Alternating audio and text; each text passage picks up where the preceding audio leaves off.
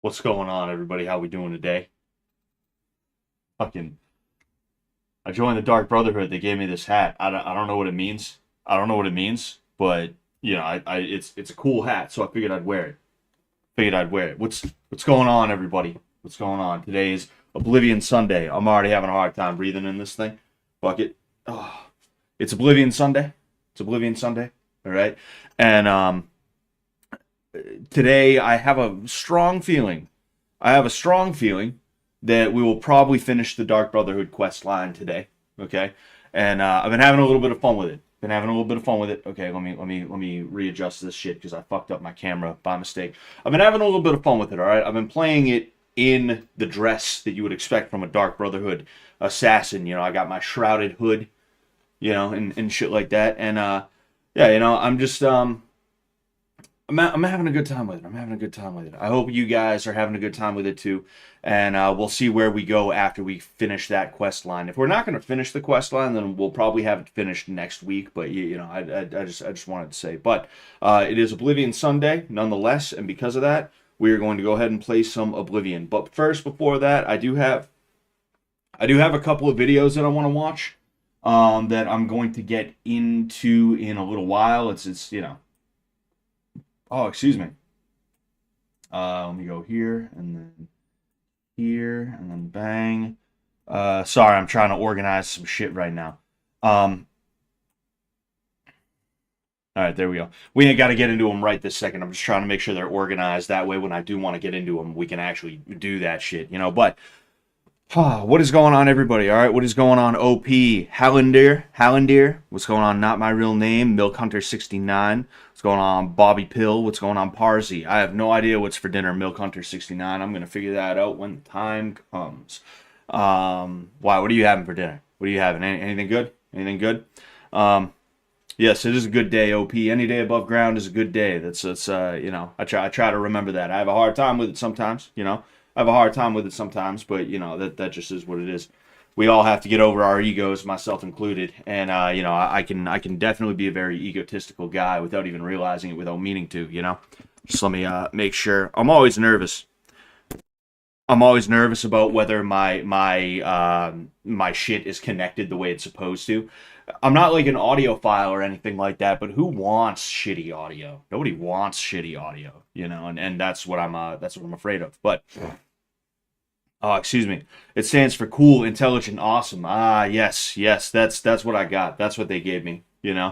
Um, I have a much easier time seeing in the dark now. I don't know. It's like there's a light radiating from me whenever I put on this hat. It's funny. It makes it real easy to see when I gotta wake up at night and go take a piss. I wear this to bed. I wear this to bed. My wife is not a fan, but um, yeah. Tremble all ye myrrh under Tamriel. Every pointy ear is about to be knocked blunt. Yes, sir. Yes, sir. Well, I'm playing as a Khajiit though. I'm playing as a Khajiit. Those guys are like, aren't they kind of like buddy buddy with the elves to a degree? No, if not, it might be the Argonians that they're pals with. I could be wrong. No, because I remember I part of what prompted me to get into Oblivion is because every now and again I go on a binge where I just watch like tons of Oblivion lore videos.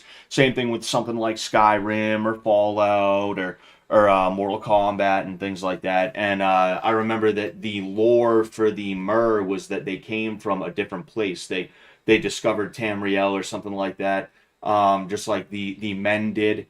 And the Khajiit were already here and the Myrrh were like hostile. Well, the Khajiit were hostile to the Myrrh when they first arrived. Um, Steak and shrimp from Outback. That's pretty good. That's real good.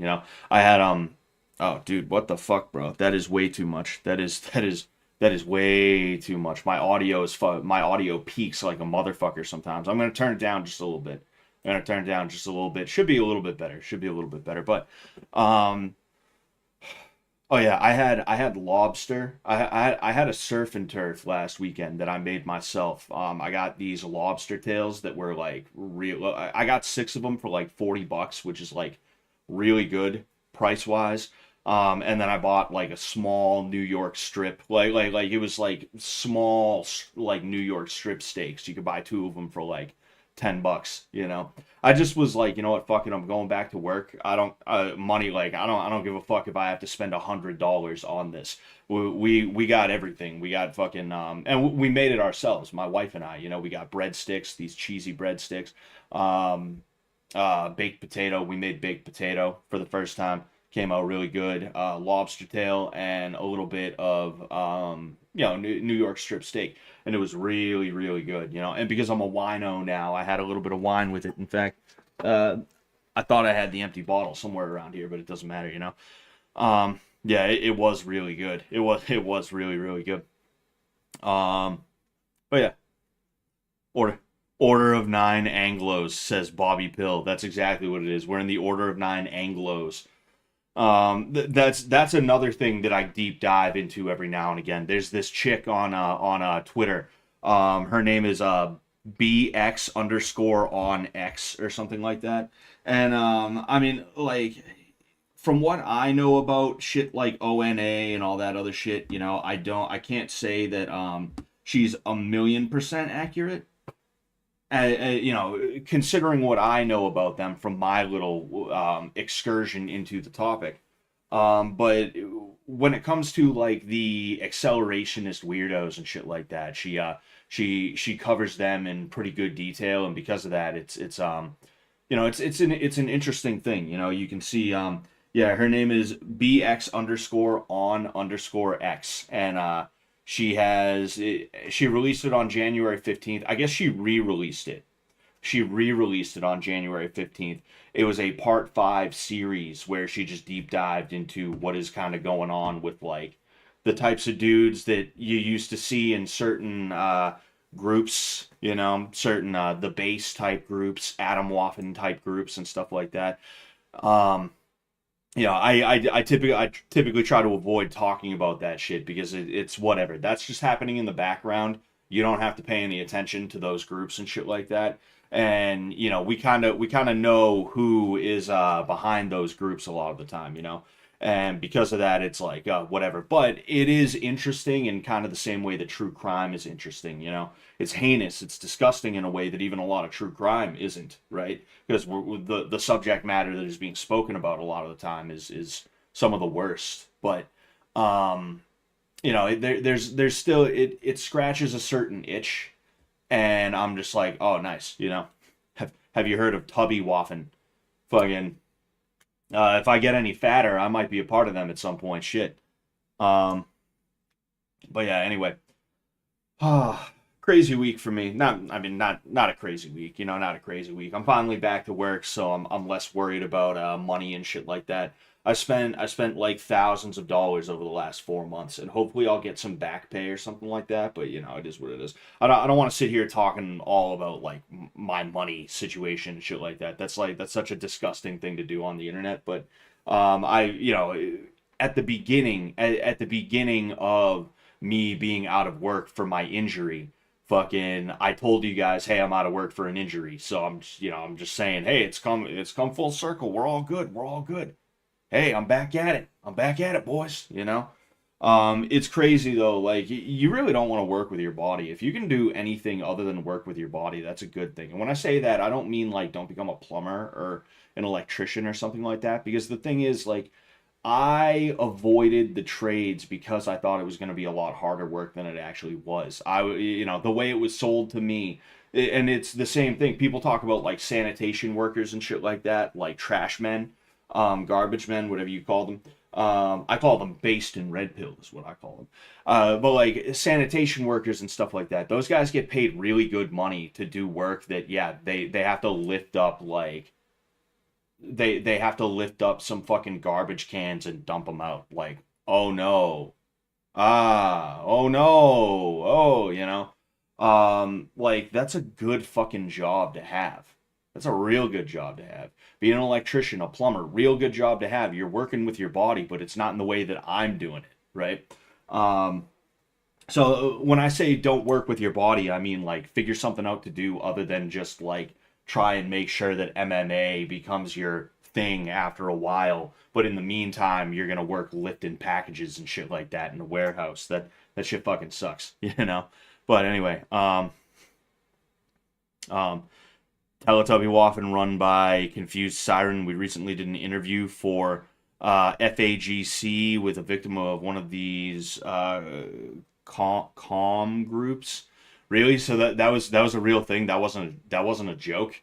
I thought you were telling a joke, bro. Fuck, that's insane. That's crazy. I'll have to look into that if it's something that's worth looking into. If it's not gonna, if I'm not gonna be faced with fucking if I'm not gonna be faced with gore videos or worse, that'd be an interesting topic to delve into. I like to let other people delve into the topics insofar as like they're the ones going around on Telegram groups and stuff like that, trying to get the skinny on all of it. I'll listen to those people tell me about what's going on. I'm all set on being the guy who's like deep diving personally.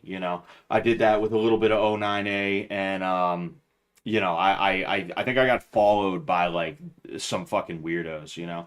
Not all of them were absolute like complete and total weirdos in the way that like dude, get out of here. Like I want to see something.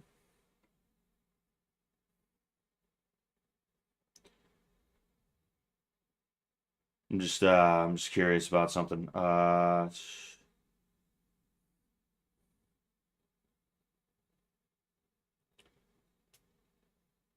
Yeah, sorry, I'm looking for. Huh. Yeah, I'm pretty sure I got followed by like one of the leaders of one of those splinter groups, and it's like I wasn't really interested in being mutuals with those guys. I'm not exactly doing follow backs with those guys. I wanted to talk about a topic that I found to be very interesting, because Satanism as a topic has always been interesting to me, and not just like O9A and shit like that, but everything like Church of Satan, stuff like that. Um, it's just like what would possess somebody to want to be that way. It's that kind of thing. And hey, it is what it is. It is what it is. You're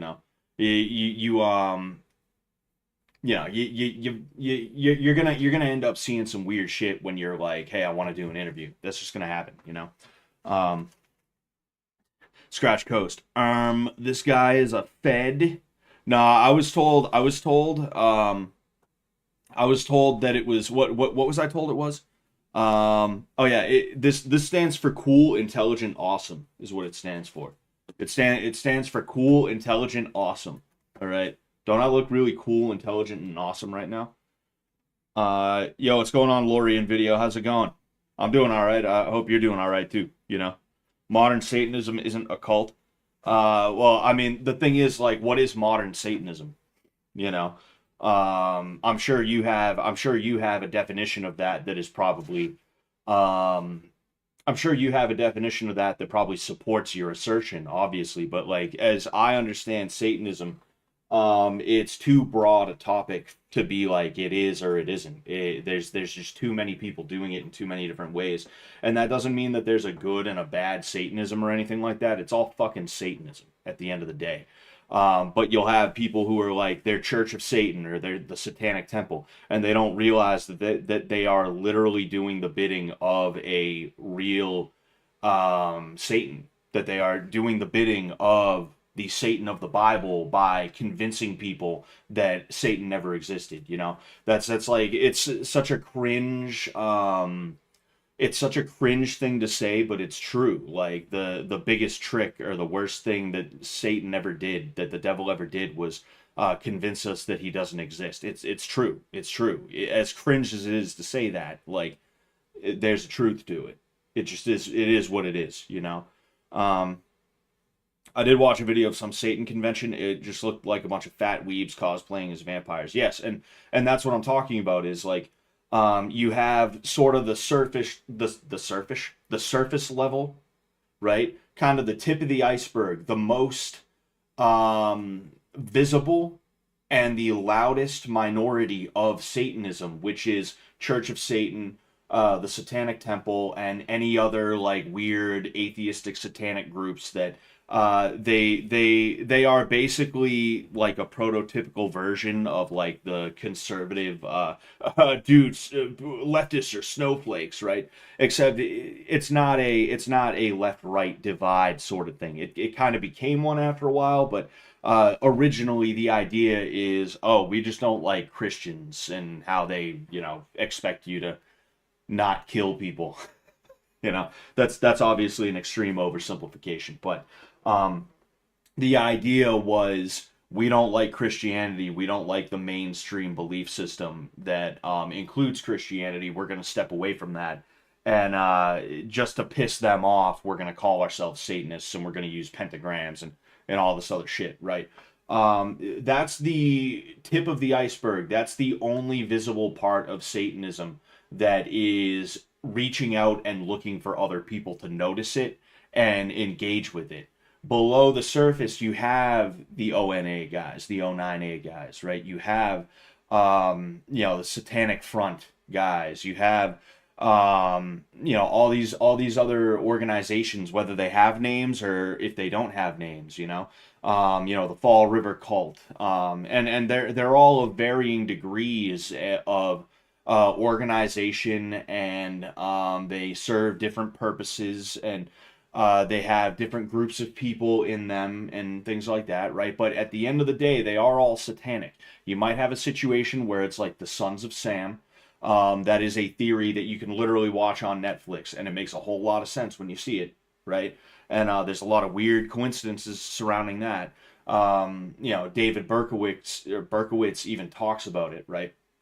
But then you also have groups, like I said, the Fall River Cult. That one is a very weird one to me because, like, shortly before I was born in the 80s, there was a group of people. It was basically a pimp, his friends, and a couple of his prostitutes, who he basically convinced them all to join what is his version of a satanic cult, of which he was the leader. And they sacrificed not only dogs, but people, including some of the members of the cult that they felt were lacking in fortitude and things like that. And, it's the Fall River, the Fall River cult. It took place in the Freetown State Forest or something like that.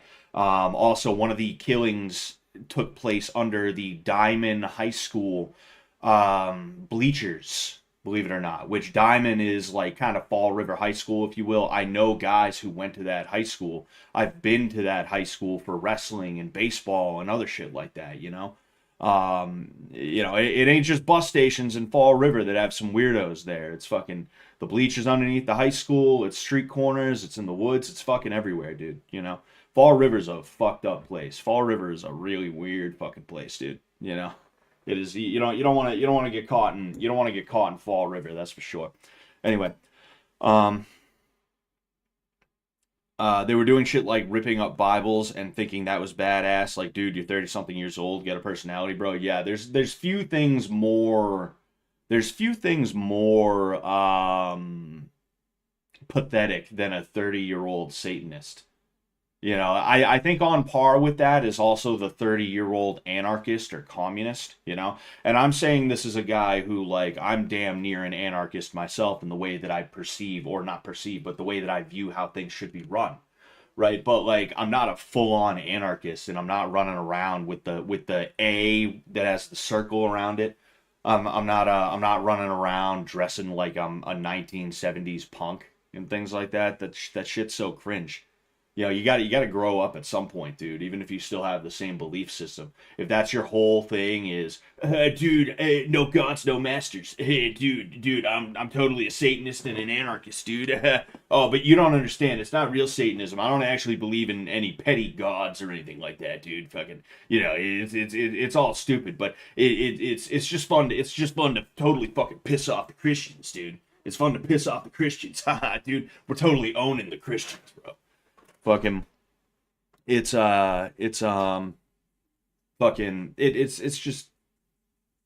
loser shit, It's like the whole of Satanism gets blown the fuck out by this one. I think it's if it's not Reddit, it's like it couldn't be Reddit. It couldn't have been a Reddit post. I think it was a 4chan post.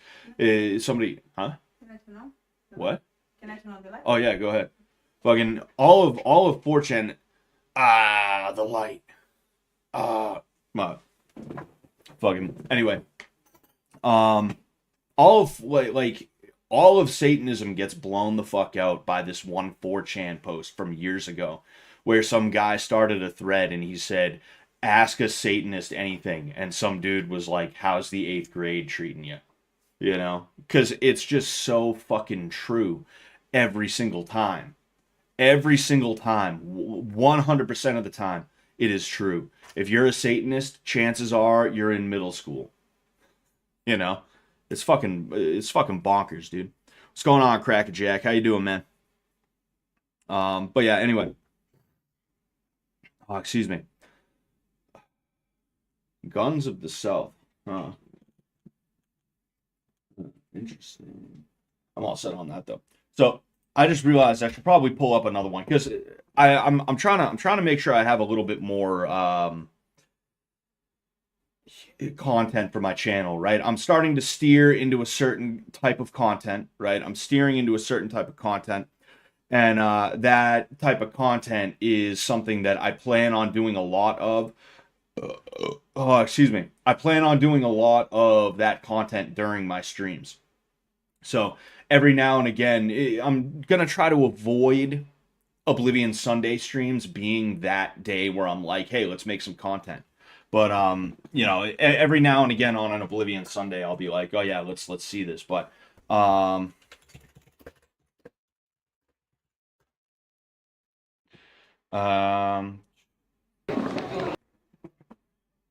right.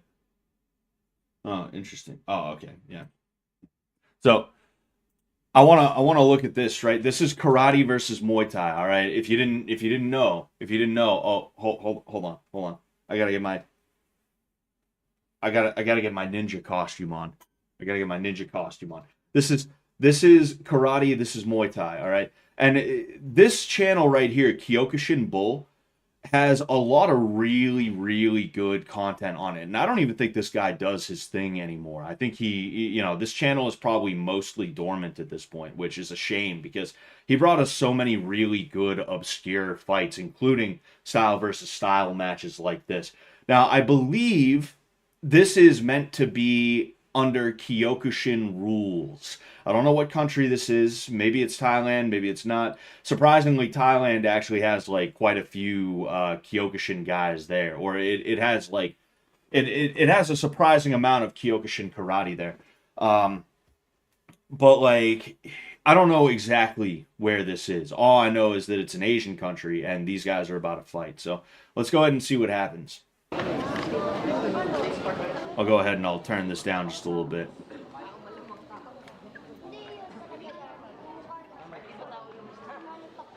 See, my prediction right now is that you're going to see it's under Kyokushin rules, so the Kyokushin guy is going to do well, and I have something to say about that. We have a kick from the Muay Thai dude right here.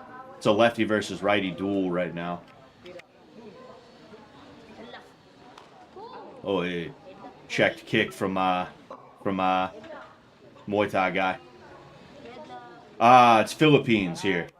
So there's a snapping little kick from the Muay Thai guy followed by another. You see, and this is kind of what I expected to a degree, right? There's no punches to the head. You can tell there's no punches to the head because nobody's actually throwing any punches to the head right now. There's been more than enough openings, you know? And it's mostly a kicking battle with some punches being thrown to the body. And I always have a bit of an issue with this stuff. You know, well, I'll explain after. Oh, hey, nice spinning back kick. You see, the Kyokushin guy is keeping a pace that the Muay Thai guy is having a little bit of trouble with. Kick, another kick by the Muay Thai guy.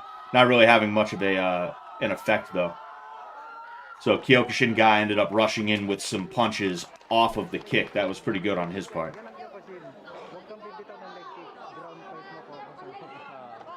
Oh, hey, kick from Muay Thai guy. He framed to get back out.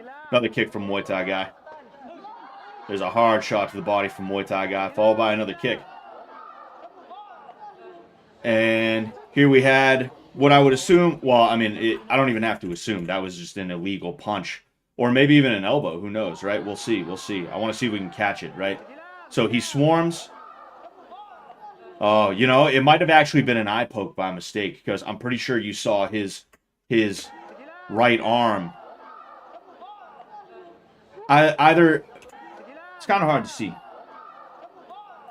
You see, it's hard to see, but it kind of looked like either A, there was an eye poke, or B, maybe there was a left hook that was thrown that we couldn't quite see. Because it looks like you see his right arm come out like this, like he was trying to frame. And then the way his body moves, it looks like maybe he threw a short hook. But I couldn't even tell you, you know. All I know is that this guy is, you know, like, ow, my head.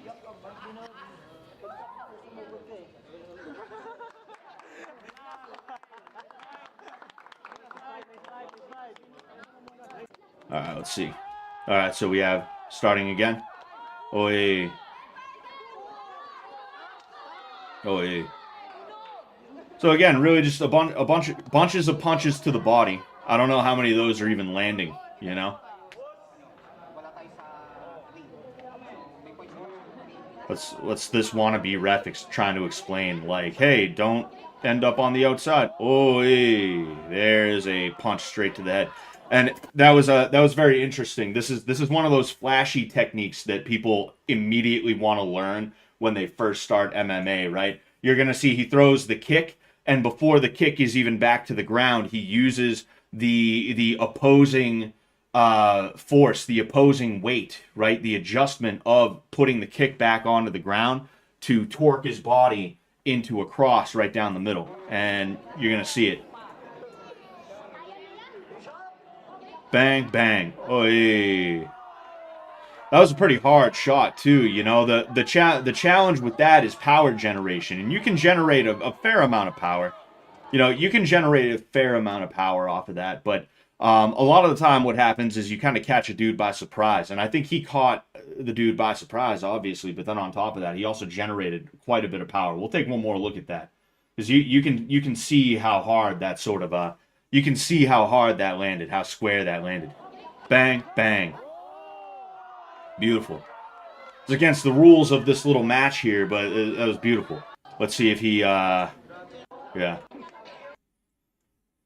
So, right, I have a bit of an issue with these kinds of fights and things like that. It's fun to see Kyokushin go against other forms of either karate or even just you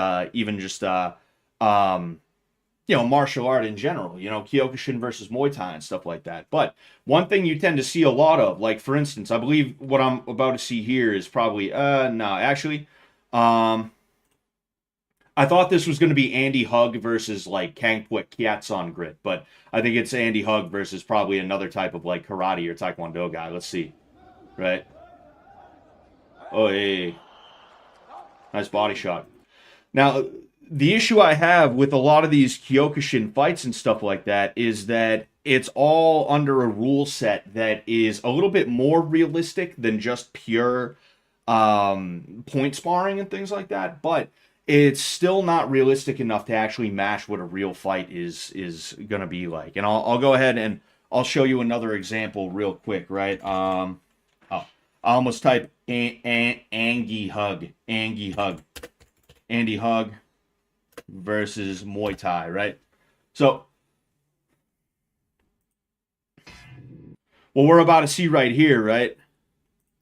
This right here is a prime example. This is Andy Hug versus Kangpwek Kyaatson Grit, right? And Kangpwek is kind of he's a Thai legend, right? And so is Andy Hug. Andy Hug is a kickboxing legend, a Kyokushin legend in Japan. You know, he died young, and a lot of people still kind of, you know, they throw a lot of respect his way. And it's don't get me wrong, like, hell of a fighter.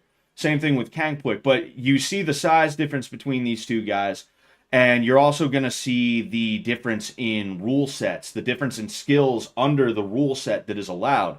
And because of that, well, I'll go ahead and I'll show you, right? you're going to start to notice. Oh, yeah, nice spinning kick. Nice axe kick. That's pretty impressive. But again, you're doing it to an underclassman right now. These guys are not the same weight. I'd be very surprised if they were the same weight, but you can see the size difference right now. And then on top of that, to further make it unfair, you're forcing this guy who is trained since he was 8 years old to fight in a certain rule set to not fight in that rule set, you know?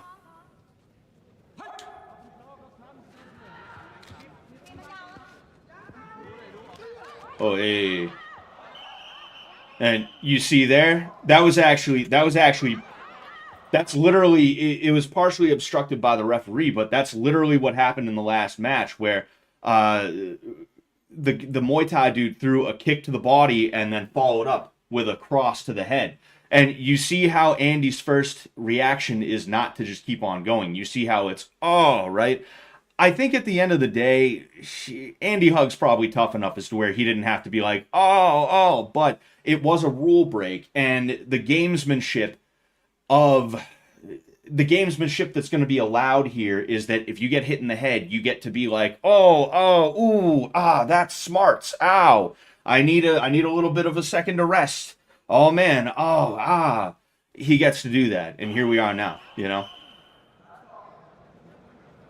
This is exactly the kind of thing you see in the Olympics too, where like you'll see point sparring in karate or taekwondo or something, and a dude will get knocked out and he will still be declared the winner because it's against the rules to knock somebody out. So the guy who just lost consciousness in front of thousands of people, potentially even a million, he is now getting his hand raised. He might not even know where he's at.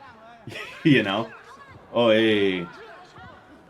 You see, like, it's really cool to see. Those are some cool fucking kicks. I appreciate what's going on here insofar as seeing the stylistic differences, but it's just, this is one of the ways Kyokushin and karate in general, but specifically Kyokushin, tries to cook the books in its favor, you know? And you see another punch to the head.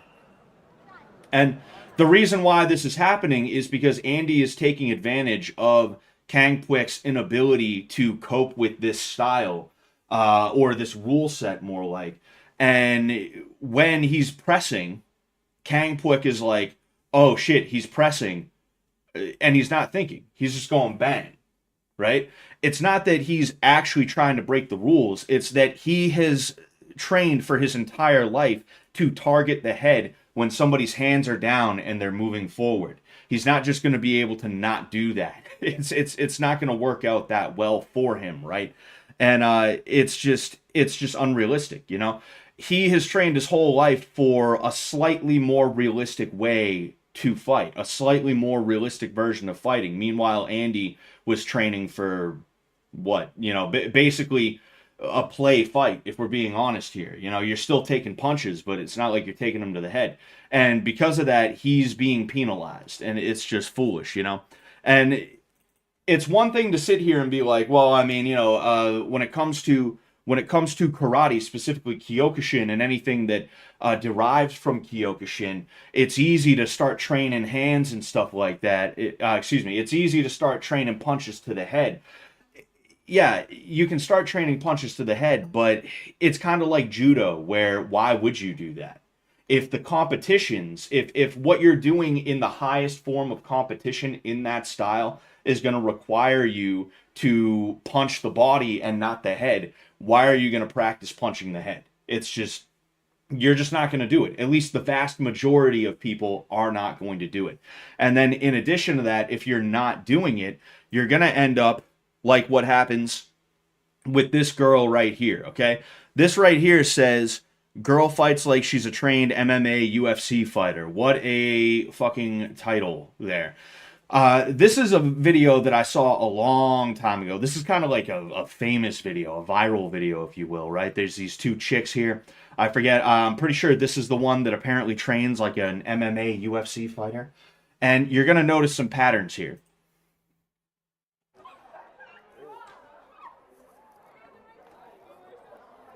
So a bunch of punches to the titties, some kicks to the hips, and she's getting hit in the face.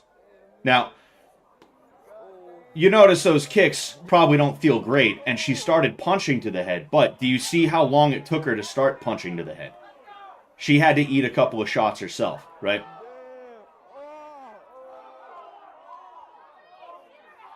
There's a certain quality to this right now where it's like she doesn't even really 100% know what she's doing. And I guarantee you she probably did some kind of Kyokushin or something like that, because the way she throws her stuff looks like she's throwing Kyokushin type kicks you would typically see in karate.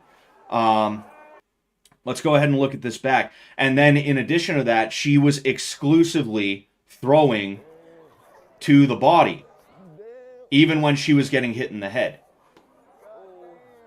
Even the way she's throwing the kicks, she's throwing body kicks that are like really not that effective because she's not really aiming for the body. She's aiming for the hips. You don't want to kick the hips. You want to kick at the floating ribs at least, because those are actually going to break. If you're going to throw a low kick, that's fine, but you need to target a place that it's going to swell. It's going to become damaged very quickly. And the hips specifically are not really a place that you're going to want to target with a punch or a kick, because it's just bone. It's just a lot of bone, and the muscle that's there is not going to be muscle that really has an effect on somebody if you kick them there over and over again. Or at least the effect that it has is not going to be quick enough. It's not going to be quick and drastic enough as to where it's going to stop somebody from fighting if this was to go on for another 30 seconds to a minute, right? If she threw all of those kicks at this girl's legs, there's a very good chance this girl would have been unable to continue. She would have been unable to continue because she would have been doing damage to an actually damageable area of the blonde girl's body, right? It would have added up over the minute and a half to 2 minutes that this took place. But instead, she went with what she knew. Not because she decided to, but that's because that's what she's been training forever and ever and ever and ever and ever. And she is just immediately going to resort back to that without thinking about it, because it's muscle memory. At the end of the day, it's just muscle memory. And because of that, she's sitting here landing punches on the titties that the blonde girl really doesn't even care about. And the blonde girl is landing punches on her head, i.e., you can see, right? You see how she's like, what is this doing? She hits her a few times in the head. The reason why I'm harping on this, right, is because for one thing, it's annoying to see Kyokushin guys, even as somebody who trains a form of karate that is descended from Kyokushin, it's annoying to see Kyokushin guys try and be like, rah rah, our stuff works even against Muay Thai. It's like, yeah, if I brought my car to a NASCAR event, I'd probably fucking lose, you know? But if you tried to use your NASCAR, whatever, your NASCAR car to drive to the store, you probably spin out, right? It just wouldn't work out. It just wouldn't work out. It's two different things that are meant for two different situations. So when you take a Muay Thai dude and put him into a Kyokushin box, yeah, he's not going to do very well, right? So something, if you judge a fish by its ability to climb a tree. But then on top of that, when you take Kyokushin out of the Kyokushin box and put it into any other fucking box, all of a sudden you're having a bit of a hard time. Even against somebody who isn't trained, you're not putting them down the way that you're supposed to. And they're not even respecting your power. They're not even respecting the power. This blonde chick is just like, oh, what are you doing? What do you think you're doing here? You know, like, all right, keep hitting me in the titties and kicking me in the hips. I'll be punching you in the head. It matters also because when you're in a street fight, right? When you're in a street fight, it's not about winning on points. It's not about trying to look good. It's not about anything other than trying to make sure that you get out of there as quickly as you possibly can. And in certain cases, that means you have to seriously try to do damage to somebody. You have to break a jaw. You have to kick them in a way that their leg is going to swell up, and there's going to be an overwhelming sense of pain because of the cumulative damage, right? It's not just like, oh, I hit you in the forehead with my knuckle right here and it hurt a little bit. It's like, no, my body is damaged and the pain from the damage is way too fucking much to handle, right? That's what you need. And Kyokushin, unfortunately, does not train in that way, in the way that they probably should, you know? And part of that is because Mas Oyama, the guy who founded Kyokushin, he made the decision to not have strikes to the head in the knockdown sparring, specifically because he was like, yo, let's not all end up punch drunk. So on one hand, it's like, all right, fine, whatever. It's all good. It's all good, man. Who cares, right? But then on the other hand, it's like, no, you got to stay in your lane. You got to know yourself enough as to where you're not going to make a fool of yourself, you know. And sure enough, this is the reality of what happens when you end up taking guys like this and put them against people who don't know what they're doing, you know. Andy Hug specifically, maybe not, but you get the point that I'm trying to make, right? And even here, like, the fight had to stop because it got a little too realistic for a second. The fight had to be stopped twice because this guy hit this guy in the head a couple of times. That's just such a weird thing. You know, it's just such a fucking it's a weird fucking thing, dude. It's such a weird thing. Oyama did send 4 of his students to Thailand to fight 4 professional Muay Thai guys. 2 of the karate guys won. How many top karate guys could defeat a dedicated Muay Thai guy nowadays? Yeah, and depending on who you're talking about, one of them is actually the founder of my style. Tadashi Nakamura. And even what he's done with the style, I'm not gonna say it's like less combat effective necessarily, but like he left Kyokushin because he was like, yo, it's becoming a little bit too commercial. It's more about winning like trophies and shit like that. That's not the karate that I wanted to be a part of. And because of that, he left Kyokushin, kept some of the good stuff, but then he put like a bigger focus on the spirituality and shit like that. And because of that, it's really fucking weird now that I'm sparring in my karate class, because I'm sparring with people who, like, technically they're higher belts than me, but like they run forward at you throwing like this, you know, and then they end with a kick or something like that, and it's like, yo, what is going on here? You know, what is happening? This is so weird. It's so bizarre, you know. But yeah, like it's just weird, you know? It's just weird to see that shit, and I'm not a fan of it. And I just wanted to highlight that real quick. You know, what happens when what happens when fucking yeah, what happens when Kyokushin faces off against a fucking 14-year-old girl? You know?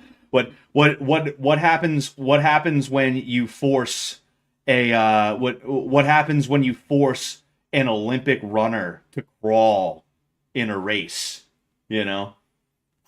Oh man. Anyway, we need more full contact with head strikes for karate. We need to make karate badass again. Oh yeah, for sure. You know, it's even worse in other forms of karate, you know, and that's why I specifically mentioned Kyokushin, because when people talk about karate, they think Kyokushin is like the gold standard. And I mean, compared to other forms of karate, it is. Like, for instance, I'll show you, I was curious about something, right? Ishin Ryu fight. I literally, oh yeah, okay. Like, look at this shit, right? Is it, did I think these guys are just doing, like, just real quick, right? Get a feel for the,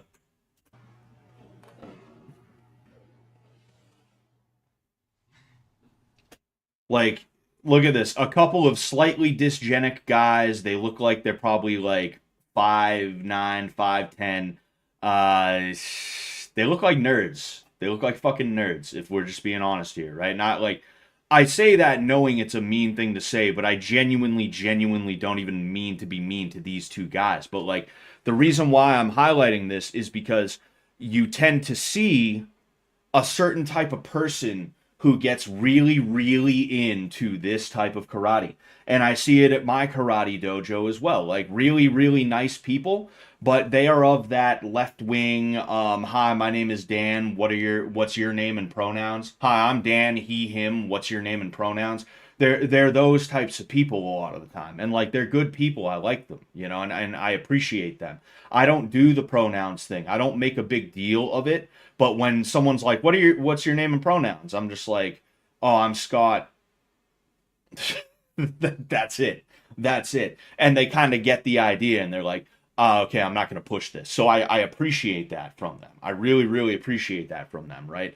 But like I can tell these guys' political beliefs just from looking at them from the profile. I know what these guys believe on a not just political but also spiritual level almost, right? Um, and this is the kind of guy that gets into karate because this is the type of sparring that occurs in that karate. So they get to feel like they are total warriors. They get to feel like they're total warriors. Dude, fucking, they know how to fight. They're badasses. And when we say fight, this is what we mean.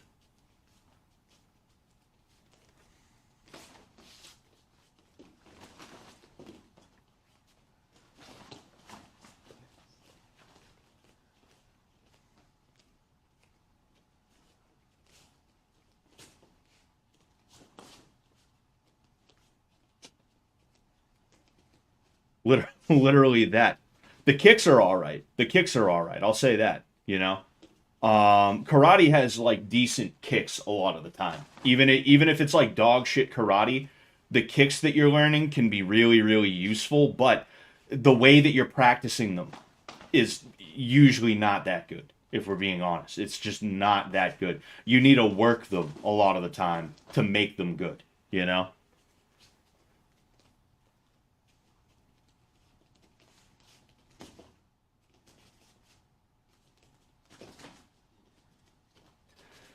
See, like, there's no reason that either of them should feel safe from this distance right here. Neither of them should feel safe from this distance right here. This is like the very beginning of the pocket, you know? They should be maneuvering. They should be what this guy seems like he was about to do. I'm assuming it's going to be a side kick that he throws, right? No, he just faked. He just fainted, you know? He shouldn't be this guy right here practically turned around like that, you know? Like, that should not be happening. They should not be like this. But because they operate within the confines of a certain rule set, they're able to get away with that and they're able to feel comfortable with it because they know that they're not going to get walloped if it comes down to it. I would never be like these guys in my sparring because I know I would get absolutely fucking whomped by anybody. Not just a good fighter. Literally anybody would fucking want me if I was standing like this, fucking, while somebody was in the pocket with me. That would be terrible.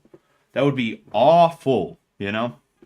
It's so crazy, you know? These guys are definitely experts in tickling, dude. They've fucking... I'm waiting to see it. I'm waiting to see it. They haven't entered into tickling range yet, but I think they're probably just a little bit too skilled, you know? Maybe they know each other a little bit too well, so they know how to keep each other out of tickling range, but I'll bet this guy's probably the better tickler out of both of them, you know? This guy seems like a tickler.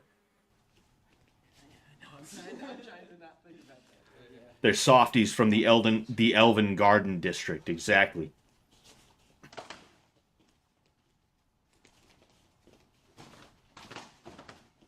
Whoa. Whoa. Whoa. Wow. That is, yeah.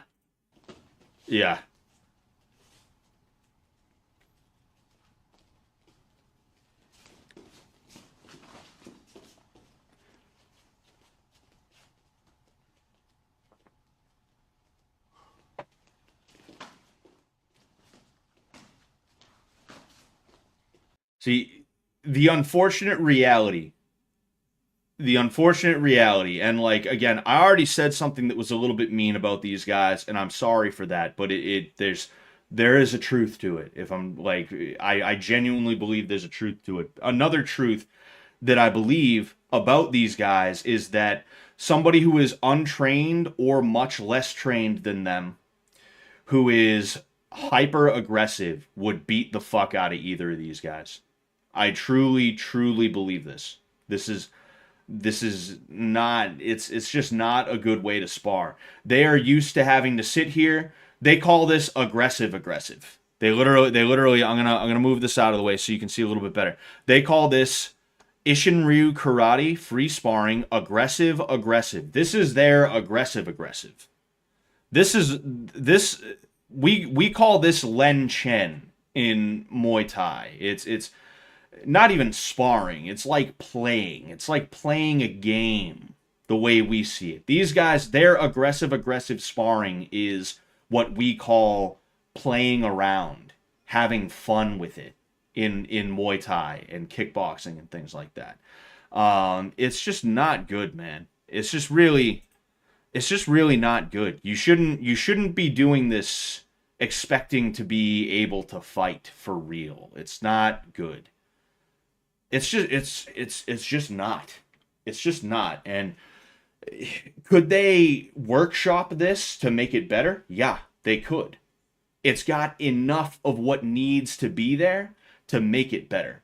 But the issue is that a lot of these forms of karate, whether it's Ishin Ryu, Wado Ryu, Shotokan, whatever, it all goes back to a central power within the style, right?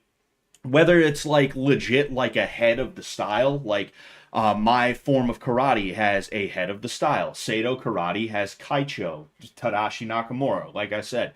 And we're always talking about him. It's almost cult-like, if I'm being honest with you. It can be a little bit fucking weird sometimes, but it's whatever. But like a lot of these forms, they always have to go back to what did the founder say? What did the founder want? What did the Grand Master envision? The Grand Master said to do it this way, so we have to do it this way. And because of that, they're never going to change. And again, that's why. That's why these types of guys go for that kind of thing, is because it's a way for them to feel like they're doing it the right way, and they're not. But they feel like they're doing it the right way. And if someone like me, who actually has real fight experience, comes along and says, yeah, that's not good, man. You better be careful with that, dude. You better be fucking careful with that one, man. They can just say, well, actually, no. Look, I'm not saying MMA is bad. I'm not saying Muay Thai is bad, Mr. Scott. I'm just saying that what we do is different. It's different, but it's just as good. And it's like, yeah, all right, man. Your nose would be concave. You would be able to pour water into the hole that is created. Fucking when someone who does what I do concaves your nose on you. Fucking you're gonna be fucking doing the fucking fast clap shit. You're gonna be doing that. And some dude's gonna ball up a fist and hit you as hard as they can. And you're gonna be like, well, what? What? What? That's what's gonna end up happening. And it's like, fuck, man, you have no clue. You really have no idea. It is so bad, you know? That's just fucking wild. Anyway. Jeez. It's about time we get into some it's about time we actually get into some Oblivion. Oh, it's about time we get into some Oblivion. Oh man, where the hell is it at? Looking for Steam right now. I want to open up Steam. Oh, okay, duh. I started playing. I played a little bit of Counter-Strike 2 last night, and it's a pretty enjoyable game. You know, wow, I played it for over an hour. I didn't even realize. Damn. An hour and 15 minutes I played it for yesterday. It felt like it was like 20 minutes. That was pretty crazy. Yeah, pretty good game. I enjoy it. You know, I like that it's a little bit slower paced than Call of Duty, but it's not like so slow that it's bullshit. You know, there's other things that make it a little bit more difficult. You know, and I can appreciate that. I can appreciate that. You know, I'm not someone who likes the whole like you round a corner, you get the jump on somebody, but they still kill you because they fucking drop shotted you. I've never liked that. You know, but anyway, you were oh, what the hell's that? What the oh, okay. Let's go ahead and do our thing here. Damn, you better have a Fallout New Vegas stream soon. Dude, GU1D0, I did a Fallout New Vegas stream last year. Like 2022 into 2023, I did a New Vegas stream. Yeah, I don't think you're gonna want to watch it back or anything like that, you know, but like it is there if you search my name, you know, New Vegas or Fallout New Vegas or something like that, you know. If you get good enough, you can challenge Wings of Redemption. Dude, I would love that. I wanted to interview Wings. I wanted to interview Wings at some point. I have so many interviews that I need to do. I need to do Harris. All right, the hypnotist. All right, I haven't forgotten about him. Eggy, you know, Eggy, Eggman, of 4chan inceldom fame. You know, and I think there might be another one or two that I was like, nah, I want to do an interview, and like I gotta get cracking on those things. I haven't forgotten about them, even though I've made like almost no progress. It'd be fun to interview Wings of Redemption, and like, you know, I don't want to bother Taylor or anyone, but like if I was to try and do that, I think maybe I'd ask Taylor like, yo, could you maybe talk to like Kyle or Woody, and you know, maybe like that's maybe something I could do, but I don't want to be annoying. You know, I have a hard time asking people for things, even if they won't have a problem with it, because I don't want to bother people and I don't want to be that asshole. You know, hey, dude, could you ask this guy for me? You know, that'd be so dumb. You know, I'm not friends with Taylor so he can introduce me to fucking Wings of Redemption. I'm friends with Taylor because he's a cool guy. You know, so I'm not gonna sit here and annoy him like that. You know. Anyway. So nothing Wings has to say is remotely interesting. I mean, I'd like to just get to know him, you know? It's like Derek Diablo. It's like JC, right? Like I wanted to get to know JC a little bit better because we saw a little bit of her and she was up to that point the most normal person that we had on a fish tank season. Um and because of that, I was like, hey, let's pick JC's brain a little bit. Let's get to know her a little bit, and you know, I'm sure people will appreciate that, and people liked it, you know. And Wings of Redemption is kind of the same thing. I know, he's like he's been around a long time, and people know a lot about him, right? Which is like that's why it's so crazy to me that I got to be on PKA, not even just once, but twice, you know. It's so crazy to me because fucking oh, fuck. Oh, no. Oh, okay. I was like, fuck, I have to reload? Anyway, like, I can remember watching Frederick Knudsen, however you say his last name, Frederick Knudsen's video on Wings of Redemption, you know? Frederick Knudsen is like, man, he is so fucking good.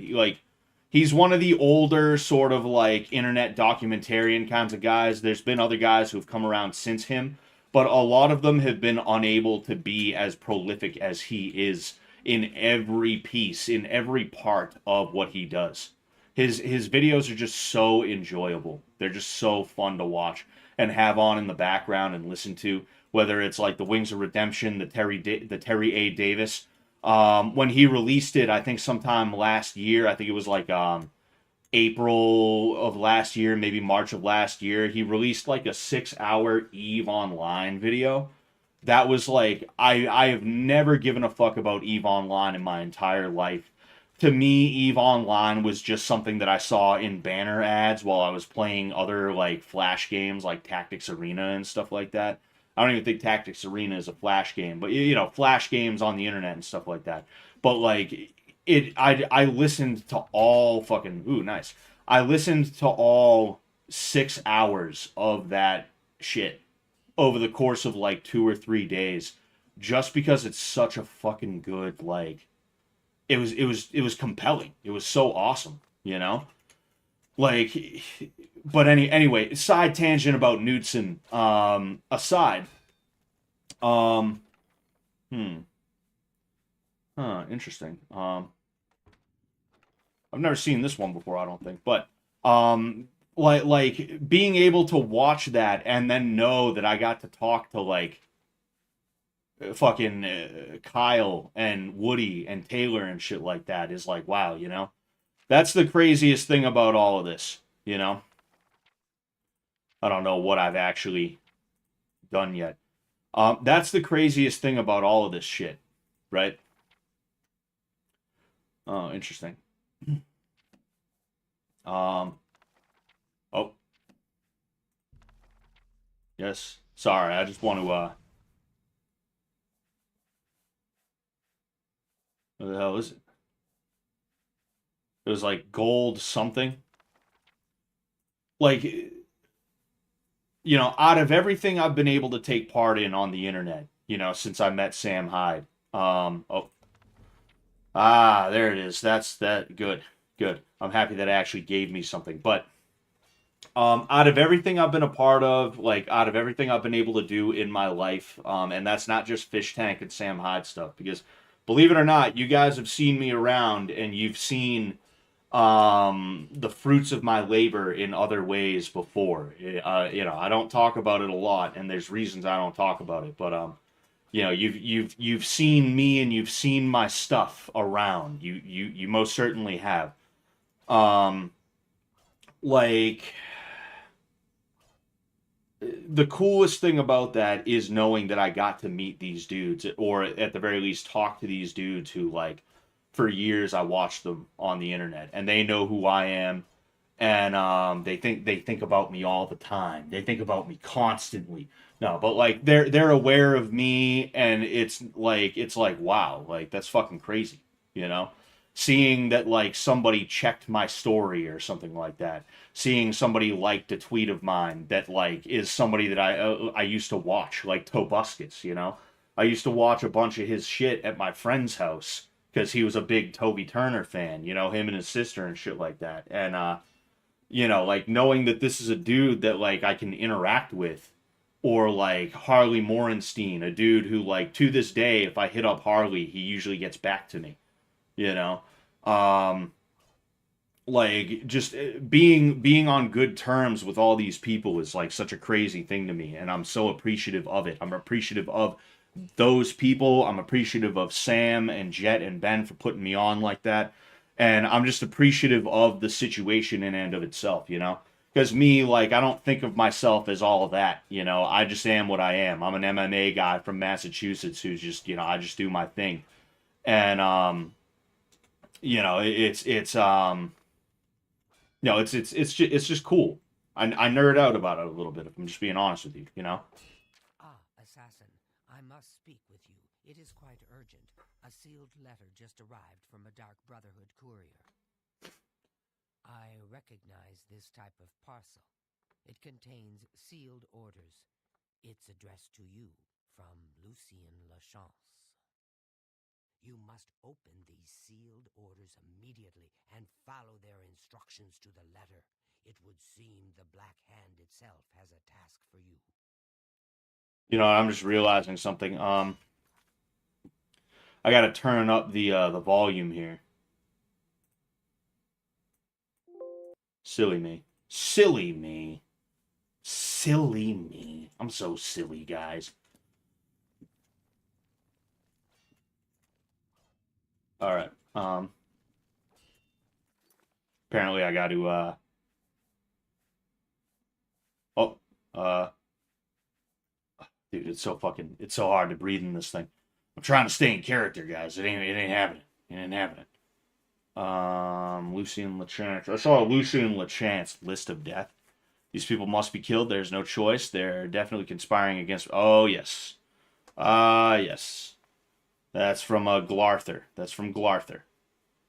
Orders from Lucian Lachance. Eliminate. Eliminator. You have served the Dark Brotherhood well in the short time you've been with us.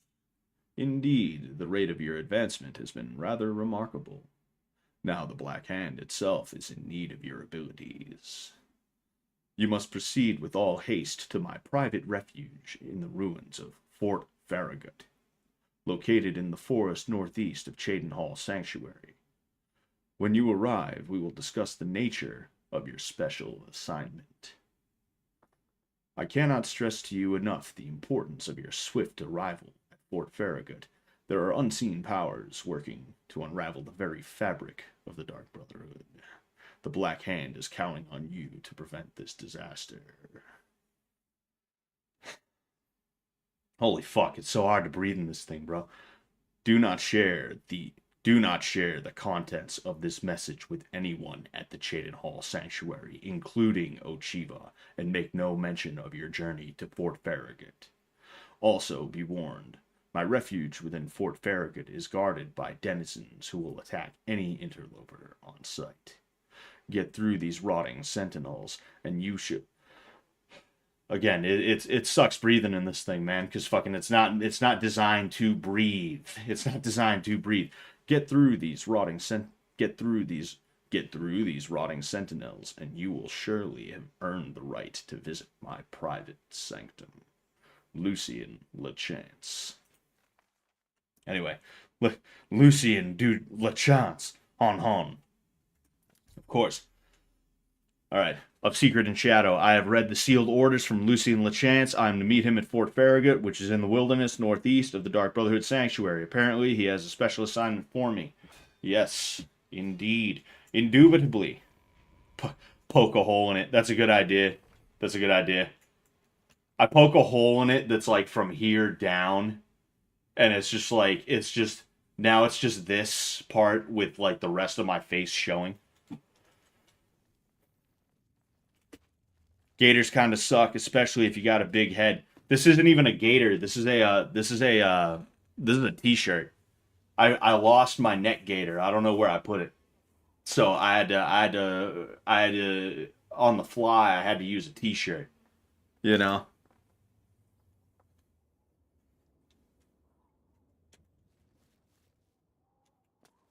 Oh.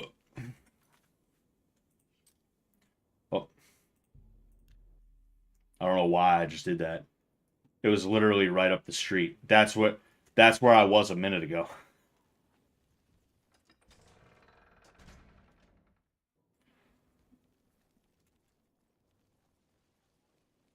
They tell you what clothes to wear. And they tell you how to cut your hair. We show we are skins. 'Cause I'm not a Nazi. I'm not a red. I've had enough of your politics. I'm not a Nazi. I'm not a red. For what I am is a skinhead. Alright, here we are. I gotta sleep. I gotta sleep.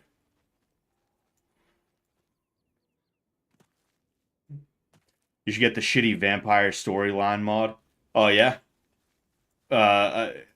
It's like I always say, I'm really dumb when it comes to the mods and shit like that. But like if there's anything that extends the storyline or adds storylines that are cool, like if there was like a Dark Brotherhood extension storyline or something like that, that'd be the sickest shit, and I would be like 100% down to give that a shot, you know?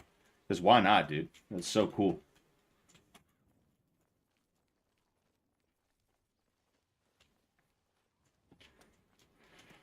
It's what I am. It's all I wanna be. It's what I am. It's all I wanna be. It's what I am. It's all I wanna be. It's what I am. It's all I wanna be. I don't want no right-wing politics. Alright, let's go. Silver Arrow. Oh, okay. Alright, so Boink. Damn. All right. Got him. Oh. I won't kneel down. Damn, I have it really stuck in my head now.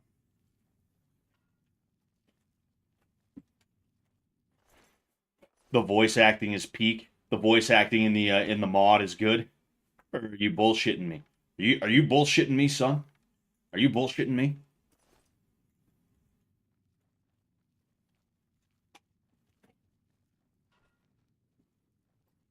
Oh. Haha. Go fuck yourself, bitch.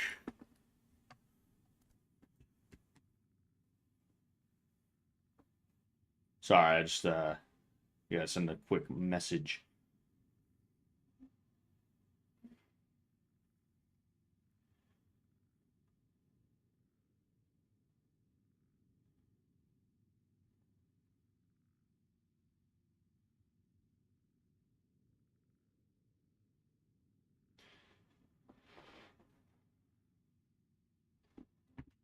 Sorry, I'm texting my wife, telling her, bitch, dinner better be ready after this. Oh damn, I have no. Here we are.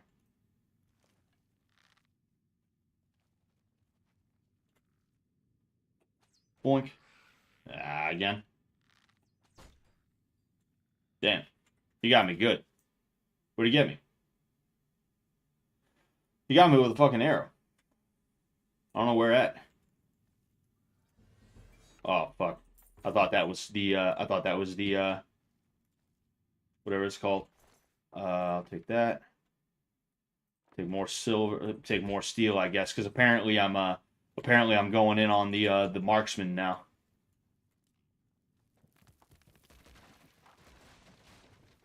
Go fuck yourself. I want fish tank mods for every AAA game of the past. For every trip. Whoa, son of a bitch, dude. Damn it. Damn it. Damn it. I want fish tank mods for every AAA game of the past 30 years. That would be pretty sick.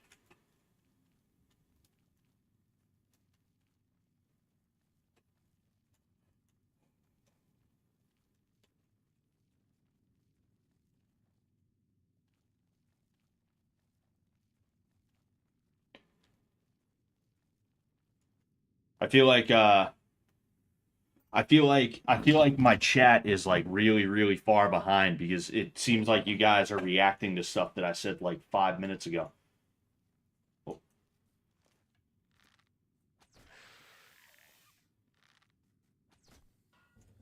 God. Figure I'll sneak through. I'll level up sneak and marksman. I'll also activate every trap from here to the spot. Uh-oh. Well, damn. Who sees me? Oh, there he is. We just slow in the brain. That's exactly what it is.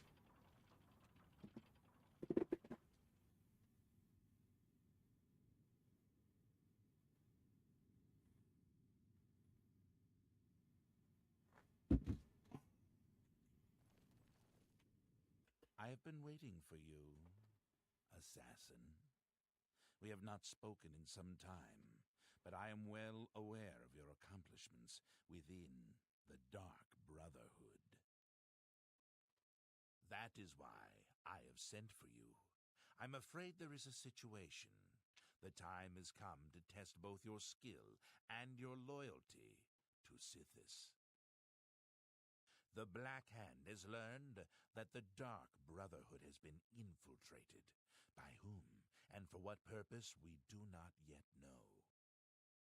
What we do know is that there is some link between the traitor and the Cheydinhal Sanctuary. The traitor has tainted that place beyond repair. It was learned that the traitor has been active for quite some time, since before you joined the Brotherhood. That absolves you of any suspicion.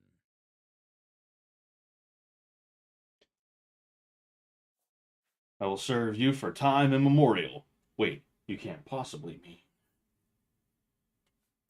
And that, dear child, is why the Black Hand has chosen you to perform the ancient rite known First, as now purification. move. Everyone inside the sanctuary must die. You must break one of the tenets you have sworn to uphold. I know this is an unexpected turn of events, but drastic measures must be taken. Le baguette du fromage. Vicente Valtier, Lucien Lachance, probably. Netta Marie, Gogron Grobalmag, Talendril, Mirage Dar, and Tainava. All these family members must die. From this point forward, you are no longer bound by the 5 tenets. Sithis will forgive any murder, any theft, so long as you serve the Black Hand. One sec, guys. I gotta put this down. When the rite of purification has been completed, return to me here at Fort Farragut, and we will discuss your future. Now, take these special gifts. They will help you greatly. One is a poisoned apple. The other, a unique scroll of summoning. Good luck, Silencer. What, baby? Say sorry, baby. No, you're all good? Okay. My wife needed to get to the closet. Poisoned apple. The apple has been treated with a most deadly poison. It will likely kill whomever eats it, probably instantly. To use the apple, simply dispose of any other food and put the apple in its place. If someone is inclined to eat, and they taste the apple, death. Unique scroll of summoning. You of course recall Rufio, the feeble old man I sent you to kill when we first met. He was weak in life, but his spirit is quite angry in death.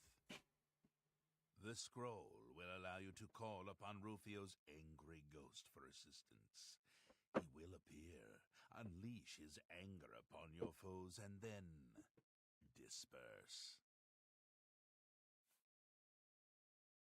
Purification. The Dark Brotherhood is an ancient organization. We have survived for millennia. Sometimes, to ensure that survival, drastic measures are required. The purification is one of the most extreme measures we are forced to carry out. Indeed, it has only been carried out twice. Before now, that is. The 5 tenets are the laws that guide and protect us. But sometimes, even they must be broken to protect the sanctity of our beliefs. With a purification, we cleanse the Dark Brotherhood of mistrust and treachery. Those who are slain are offered to Sithis as a symbol of fealty. And hopefully, we kill the traitor in the process. Until the purification is complete, no given sanctuary will ever be considered secure. Dude, like I wanna know about the Morag Tong a little bit more, you know. Oh, damn. Holy shit, dude. Relax. Anyway, I do think that's pretty fucking cool. Anyway, I should sleep in the sanctuary before I yeah, because one of them's hanging out. Oh, hello. Shut up.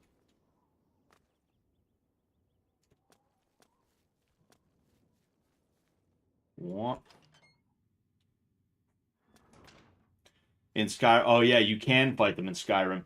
Yeah, I want to know more about the Morag Tong. You know, I wish you could join the Morag Tong. Like that's something that I wish you could do. Like the the Dawn Guard expansion for Skyrim was pretty cool because you could either join the vampires or the werewolves. So like, I wish in this you could have joined the I wish you could have joined like the Fighters Guild or Blackwood Company. I wish you could have joined either of those, right?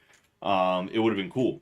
That would have added even more depth because the Fighters Guild quest line is not that great. I think it's probably the worst quest line in the game, if I'm being honest here. And that's not to say that it's like that bad. I'm just saying it's not that good. But overall, like it was. Oh, you fight a Morag Tong guy in this game too? Oh, I had no idea. Hmm. But yeah, it would have been nice. It would have been nice, you know. All right, I'm gonna rest. You dream of someone sleeping peacefully in his bed. When a shadowy, gaunt figure silently enters the room, approaching the bed, the figure leans down and sinks its fangs into the sleeping person. After a few moments, the pale figure rises, blood dripping down his chin. As color flows back into the vampire's face and his features fill out, you recognize the face as your own. You awake screaming. I'm just like, ah!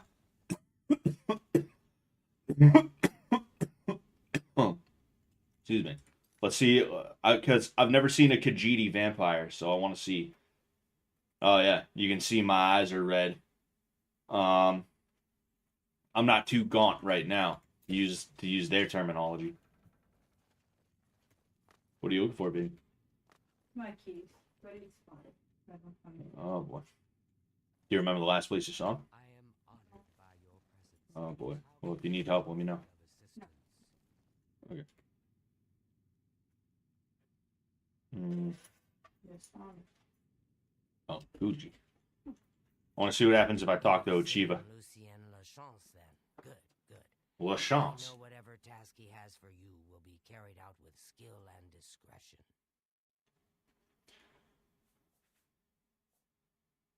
I see you have been speaking with Tanaba. What he says is true. All our lives we have lived together in the shadows. We are eggmates, twins. We were taken at birth and given to the Dark Brotherhood. We returned to Black Marsh as shadow scales trained in the arts of stealth and murder. Together, we served our nation as spies and assassins, as all shadow scales do. When we came of age, we joined the family as one, and here we are. Cartail. Scartail now lies with the worms of Bogwater, thanks to you. I am forever indebted to you, brother. Lucien Lachance's word is law. La chance. The contract he has given you must be carried out without question. I've heard some talk. This past year, some family members have been found murdered. Murdered. Could there be an assassin among assassins?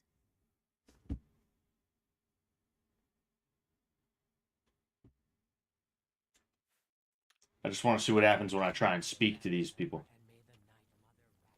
I want to know what happens when I want to know what happens when one of them gets knocked off. You know, I knock one of them off and fucking you know.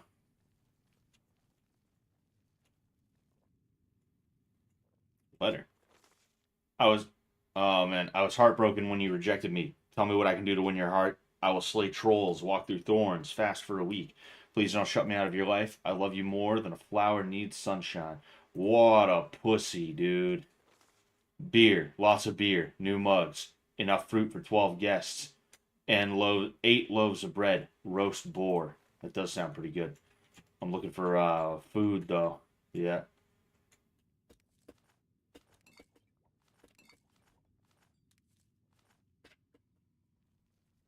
I want to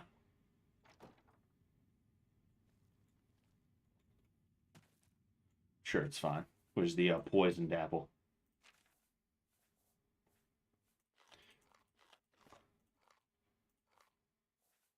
I eat all of the food in front of them. I eat all of it in front of them. I'm like, oh, well.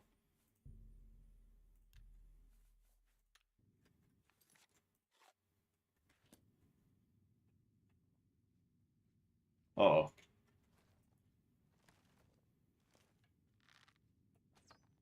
What?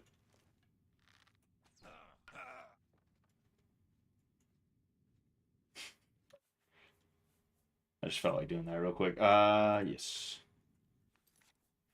Oh,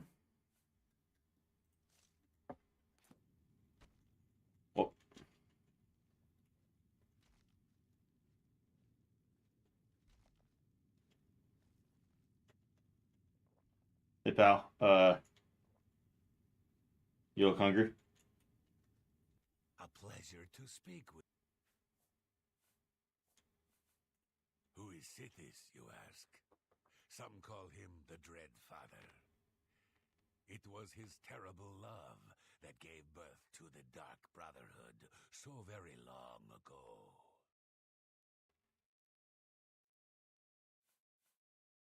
So it's a secret contract then, is it? You must be moving up in the world. Congratulations.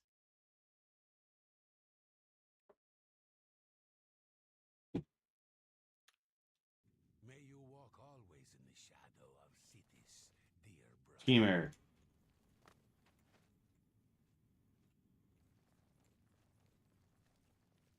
Come on, don't. Oh. Is Fat Boy gonna eat it? I think I need to plant it on somebody. And I think I'm gonna plant it on Fat Boy.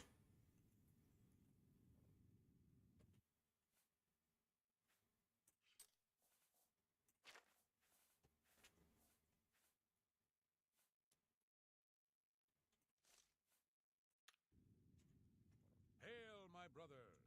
I know what you're thinking. I don't know who the Night Mother is, but she pays me to kill people. My own mother should have loved me so much.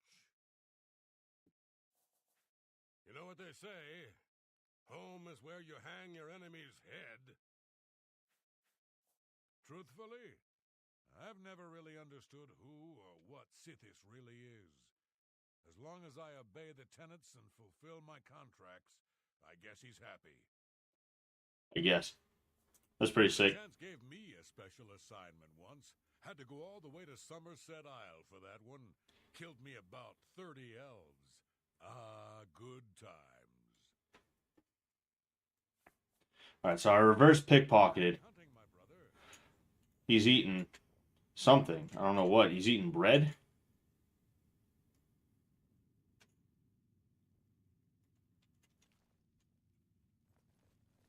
I'm gonna have to steal fucking the bread out of his shit. Hey, idiot. Leave me alone. Yeah, no. He's got nothing else.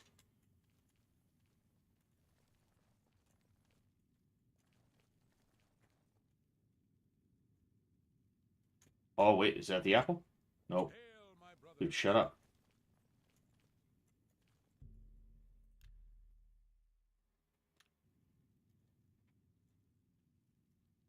Dude. Holy. I think Tenava's got a bit of a problem. Whatever.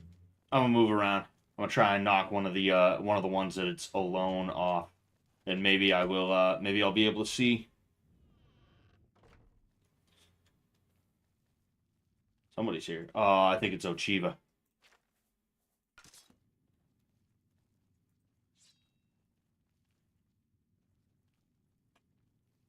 Yeah, don't worry about me.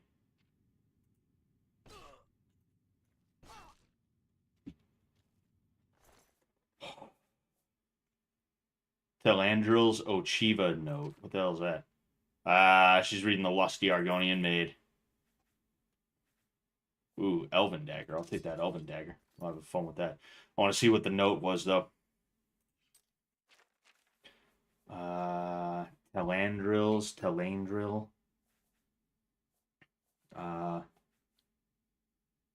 Yes. Most Honorable Ocheeva, as per your instructions, I will, from this day forward, leave the solitude of the sanctuary and maintain the following posts.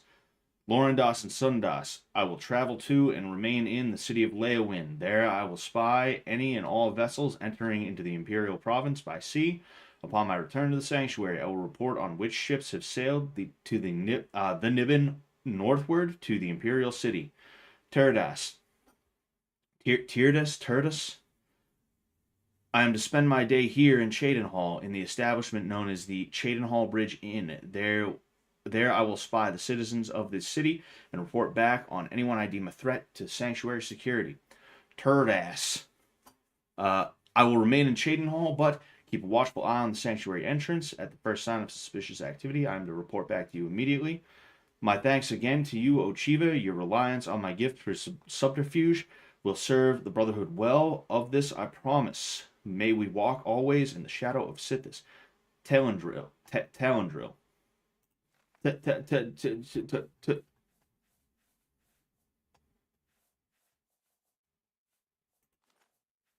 Oh, damn. Hold on one sec. My fucking, Alright, there we go.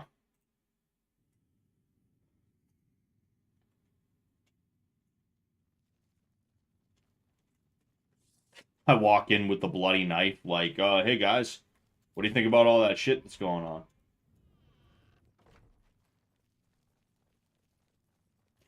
Good day. Damn, nobody reacts. May you walk always in the This shadow fucking of asshole. Sithis, dear brother.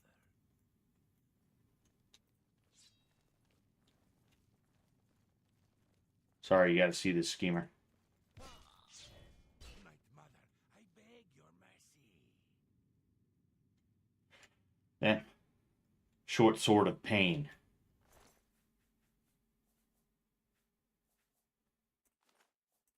Take that Argonian heart.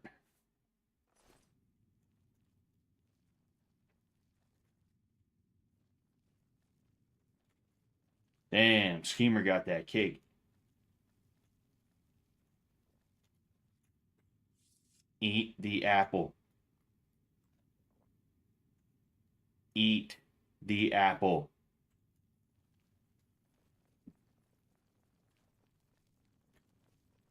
No, I don't want to ruin.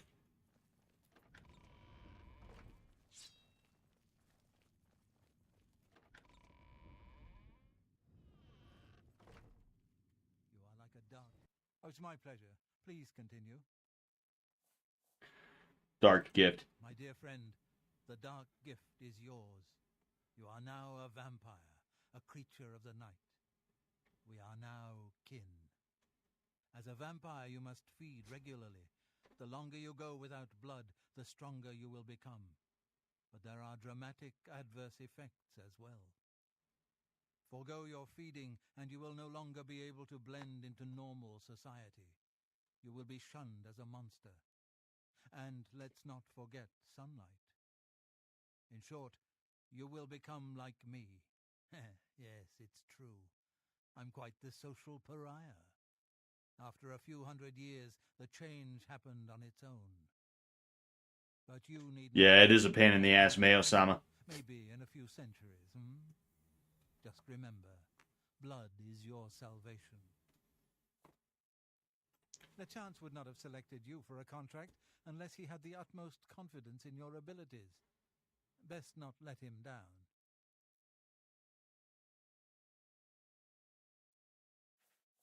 Cure for vampirism. Sithis is the darkness of time immemorial. He is no Daedra and dwells not in the realm of Oblivion. No. Sithis No. is something altogether different.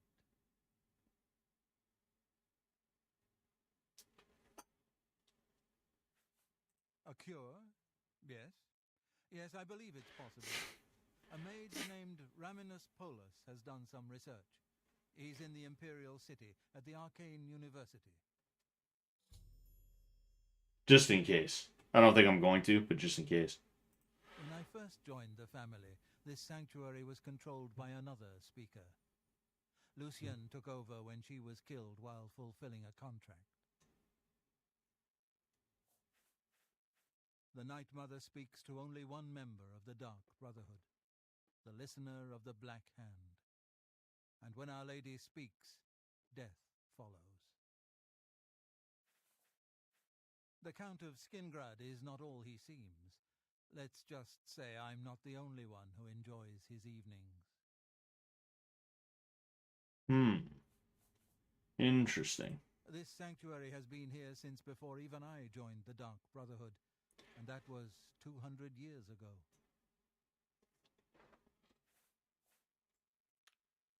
Spill some blood for me, dear brother. Oh, I will. Turn around.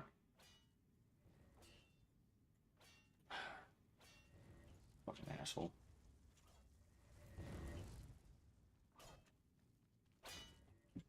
Yes, dearest brother. Is there something I can help you with? Sometimes, right before a kill, Sithis speaks to me. He whispers in my ear and fills my heart with the joy of suffering and death. Syphilis is something altogether different. What the fuck? I will always think of Lucien Lechance as my savior. When he found me, I was living in a gutter, an inch away from death. I owe him everything. Don't tell anyone else, but someday I'm going to have Ocheeva's position. Just you wait and see. Lucien Lechance knows real talent when he sees it.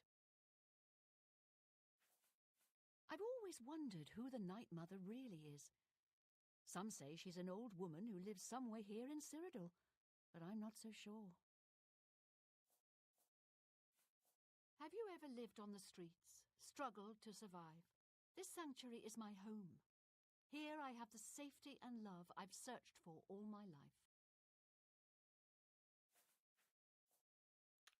Yo, she's got a lazy eye. I just noticed it like turns inward. Like let's see. Dearest brother, is there something I can help you? I want to see if it happens again. Have you ever lived on It was this eye. I feel like anyway. This sanctuary is my home. Here I Now, have the you safety see this? and love You I've see? searched for all my life. That eye is looking in. This eye is looking straight. It's normal now, but like Good luck, brother. I hope you don't get killed. Ah, there you are. Look, I've been thinking, and, well, I guess I just want to say I'm sorry for the way I've treated you in the past. I mean, look at you, the things you've accomplished. You've obviously proven yourself a valuable member of this sanctuary. So let's start over, shall we? I know from now on, you and I are going to be great friends. Now, is there something you'd like to buy or sell?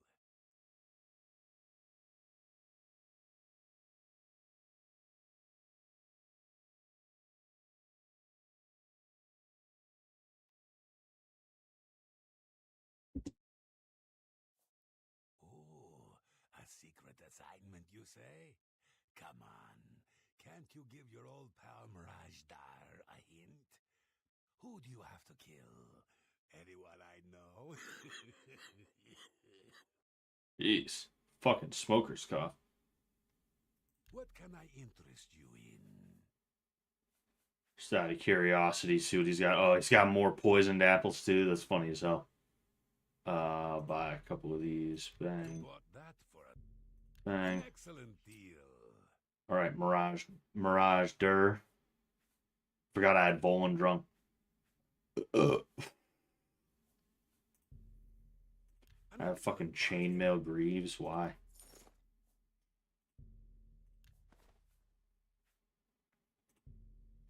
Jade necklace. There's something about the word jade or just jade as a concept that I like. I don't know why. It's like such a weird thing, but you know, it's just nice. It's just nice. Eh, yeah. I think I'll keep those and I'll repair them when time goes on. I'll sell that. Deceiver's Finery. Take it. I don't want it. Take it. Take it. Take it.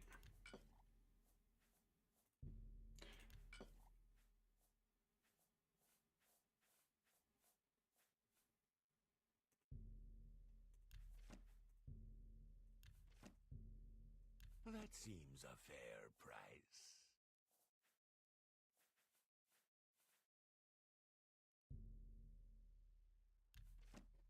Selling him the Tome of Unlife. That's a fair deal. You drive. Selling the Argonian Heart, too. I don't even know why I picked that thing up. That seems.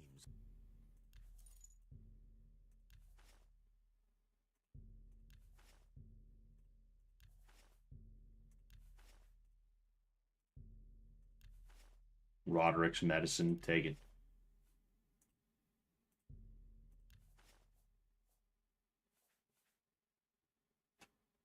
Scott keeping the Shadow Banish wine just in case. Dude, you never know.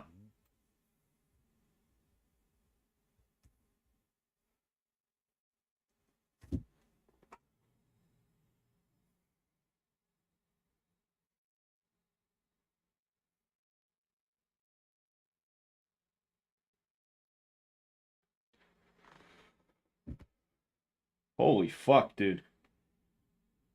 This dude is like, what? Like you see the look on his face, bro. Damn. Until we meet again, my dear friend. Yeah. About that. Just fucking boink, boink. Oh, Vicente Valtieri is dead. If I need further information on vampirism, I'll have to find it elsewhere. Why? Damn, that's sad. That's sad.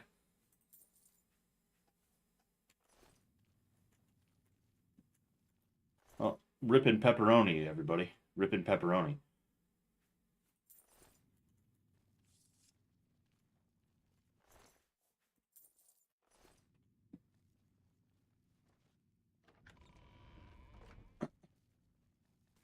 Is that fuckhead still sitting there eating that bread?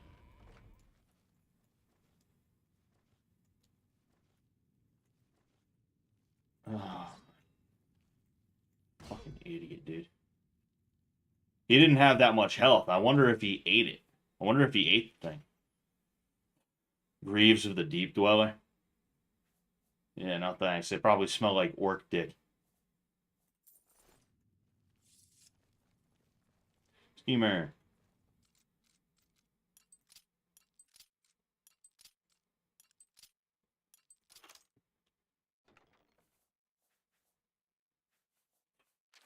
Fuck it, I'll take them.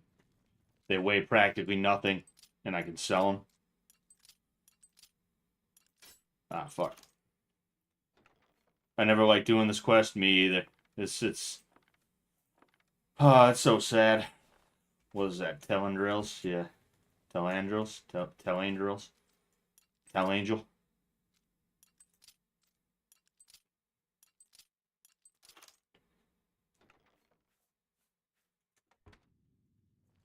You can tell whose is whose without even having to, like, take a good look at them.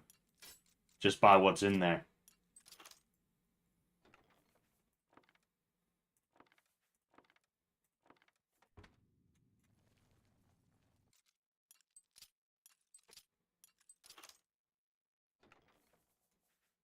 Damn. Okay. Fucking just hoarding food. She's it's the Mizzy. It's the Mizzy of the Dark Brotherhood.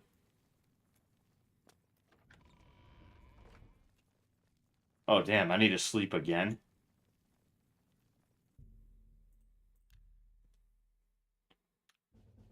Oh, there it is. Okay.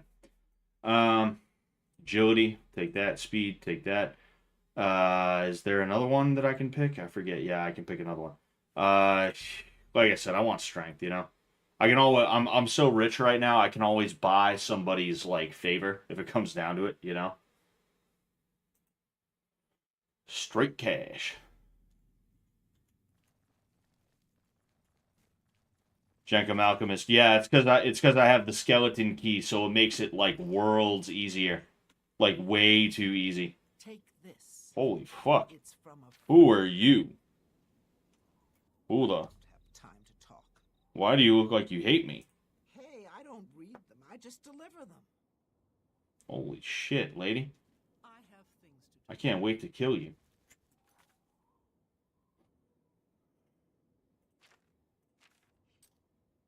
Oh,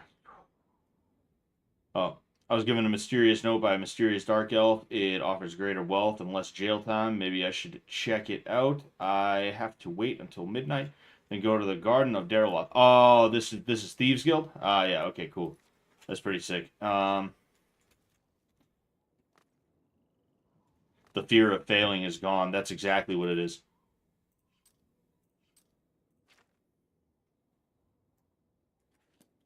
Is she like, where's she at?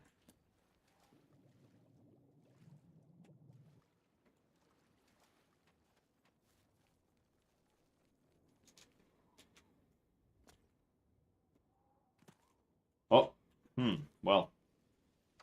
All right then. That works out.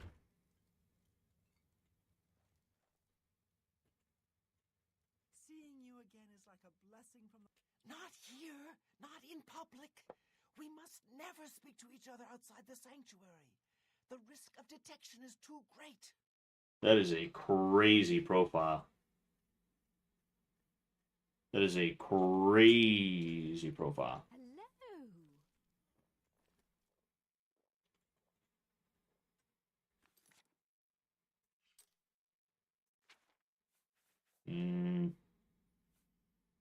Yep.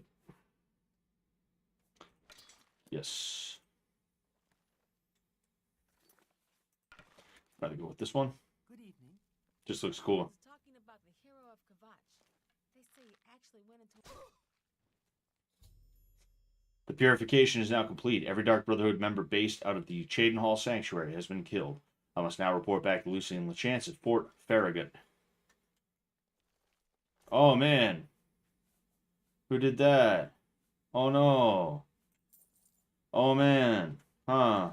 Well, anyway. Bye.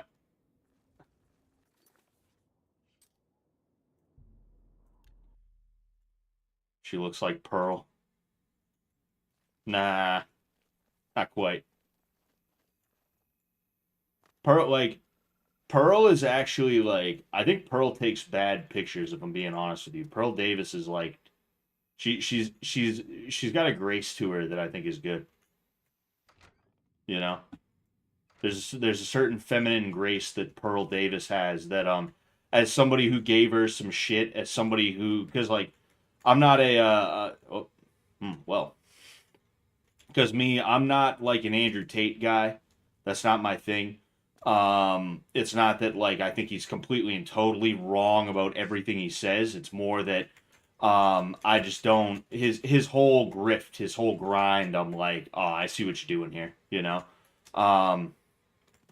And Pearl Davis, I kind of included in that because you know she's pretty friendly to him. But like Pearl Davis is someone who's like really like she's all right to be around. She's pretty cool. She's easy to talk to, you know. And I was thoroughly impressed by her when we were around each other. So I appreciate that. You know, she really, by my estimation, she really is not like a lot of the women that she talks about. You know, she really is like I said, there's a certain gentle grace that she has that is refreshing to be around, I guess you could say. You know, it's nice. It's nice, you know? I speak. The ritual of purification is complete. Well done. Sithis has been appeased, and the time has come to acknowledge and reward your unwavering loyalty. The Black Hand is most pleased with your progress. You have been invited to share in secrets that few within the Dark Brotherhood even know exist. Your life in the sanctuary is over. Those contracts are behind you. Now, you will serve the Black Hand. You will serve me. From this moment forward, you will walk in the shadows as my silencer. You will receive contracts only from me. Your new life has begun. All hail Sithis, all hail Void. But what must I do? What must I now do? Hail Sithis indeed, my child. Now listen closely. No longer will Yeah, you sure. One visit sec, Craig. others directly. Instead, you will visit secret dead drops. Your next contract can be found at the Dead Drop on Hero Hill, southeast of here. A hollow in the moss-covered rock contains all you need to know. When you leave here, we will not speak again unless I deem it necessary. Ah, yes, there is one last thing. I have for you a very special gift. Waiting just outside is a magnificent steed named Shadowmere. She has served me well. I present her now to you as a token of my trust and love.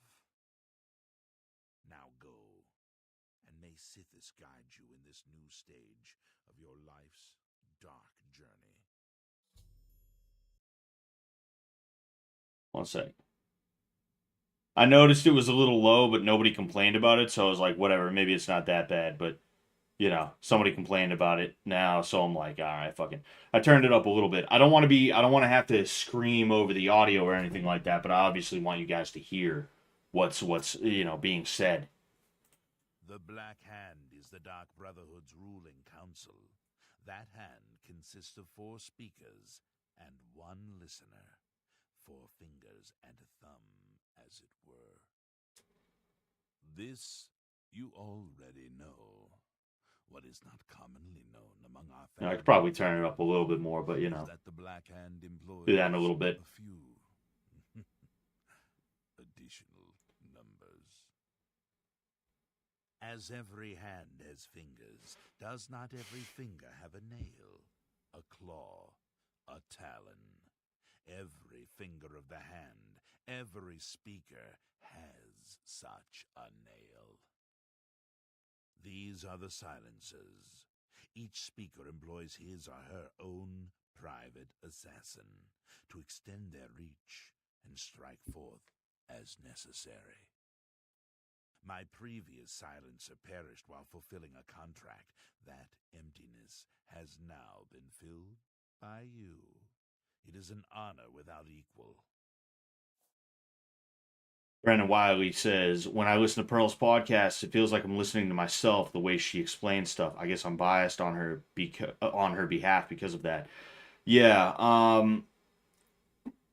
what makes people like Sam Hyde so brilliant, and I include Pearl Davis in this to a degree as well, is because Sam looks at things from a bit of a different angle from how a lot of people look at things, and I try my best to look at this angle too. That's part of the reason why I liked Sam so much when I first discovered him, because I was kind of in this weird place in my life where I was trying to turn my life around compared to where I was before.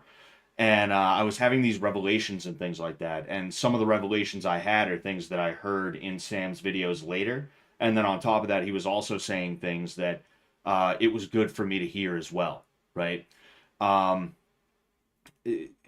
What I'm trying to say is, like, I feel like there is a certain point of view that a lot of people have that is underserved. And that is underserved because it's not a snappy comeback. It's not a Twitter clapback. It's not something that is going to get somebody tons of viewers and subscribers and stuff like that. It's very scientific, very broken down things that will dissect a topic or an issue and get to the crux of it in a way that is really hard to refute and really hard to even add on to. And things like that, well, they're kind of nerdy. They're kind of nerdy. They're kind of like annoying to people who don't have that ability to think in that way. There's one-dimensional thinkers out there.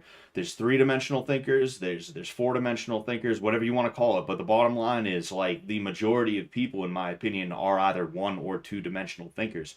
And because of that, they're really just looking for a Twitter clapback. They're looking for a Matt Walsh, talking about just get a fucking job at Chipotle. And even the people who disagree with that a lot of the time, it's not that they're like, oh no, that's such a one-dimensional way of thinking, Matt. It's that they just disagree with that kind of thinking. They also have a one-dimensional line of thought about that topic. And because of that, because of that, like, they're not really mad because Matt is like being disingenuous or something like that. They're mad because he's just not saying what they wanted to hear. That's really what it is. I think people like Sam, people like Pearl, they look at things in a way and they talk about things in a way that it goes beyond that one dimension. And I'm not saying you're a one-dimensional thinker, Brandon Wiley. I'm not saying, I mean, look, if you watch me, there's no way you're a 1D thinker. All right? Only big brain dudes watch me. Okay? Okay? Oh, you take an IQ test to watch me. But, they're able to put it in a way that one-dimensional thinkers are able to sop up. They're like, oh, wow, dude, that's so crazy, dude. And that's why now Sam's doing his Sam Hyde show thing, and people are going nuts over it, is because he's saying things that are, in effect, pretty obvious, if we're being honest here, but a lot of people are simply not stopping to smell the flowers in the way that they need to in order to figure out how to say these things or what exactly is wrong with these things, and what certain solutions could be and things like that. Not to gas up my own friend in that way, but like, I think Sam has the potential to be a modern day Julius Evola in the way that he is able to influence the way, and not, the modern day, oh, he's an influencer, but the influence that someone like Sam Hyde could have is akin to a modern day Julius Evola, in my opinion. The kind of guy where when you read his stuff, you're like, oh, shit, that's why everything's the way it is. Oh, okay, I get it now. That's what happened when I read Evola, right? And I'm not some kind of expert on Evola or anything like that, but when I read Evola's stuff, I was like, oh, okay. A lot more things make sense now. Sam is one of those guys where if he plays his cards right, which I think he is with his new Sam Hyde show thing, he could be somebody who has an extreme amount of influence in a positive way. And I think Pearl could also be one of those people if she navigates in a proper way, in a way that is good, She could have a really, really, really positive effect. And I don't just mean as someone who's like like a Matt Walsh type person, because Matt Walsh, he exists explicitly to try and grift money from people who don't want solutions. They just want to hear how bad the problems are, Someone like Pearl can draw attention to the problems in a way that a lot of other people can't. And then on top of that, she is also in a prime position to be able to tell people, hey, I think this is one way we might be able to fix things if we play it the right way. But, maybe not on that part. I just think that it is interesting, and Pearl hits the crux of the issue in a way that a lot of other people don't. Even people that she's cool with, even people that are her pals, they don't break it down on the level that she does, and it's even if you don't agree with every little thing she says, and even if you even if you have differences, it's like she is she has the potential to be really, really good in that way, in my opinion. She's just got to play her cards right. Anyway, with that said, time to kill some people. I never noticed the blood splatter. I never noticed the blood stains on his coat before. You see the blood here. You see it there. I don't know how well you guys can see it, but I can see it because, I have the vision. All right? I'm actually going to be getting glasses soon for reading. I'm going to be getting reading glasses soon. I have close to 20/20 vision, but not quite, and they said they said that I will probably need reading glasses when I'm older, so I might as well just take them now. And I couldn't get them the day of because they couldn't find my vision plan. And like as soon as I got home, I found my fucking vision plan. I found out like what it was. So I gotta call them, and I gotta. I don't even think I have to schedule. I think I can just walk in, and they'll be like, here you go. You know, Hero Hill. Oh, interesting. I already found Hero Hill.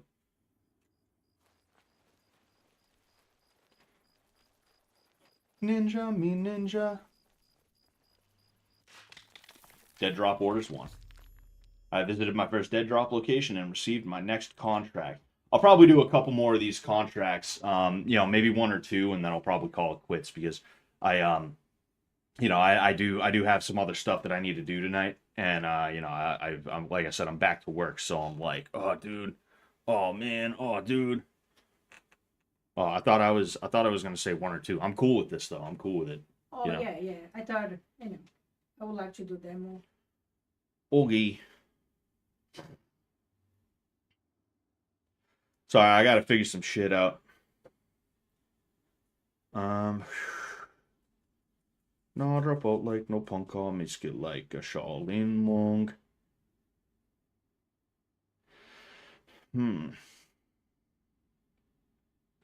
Sorry, I'm trying to figure out what I'm doing for dinner right now.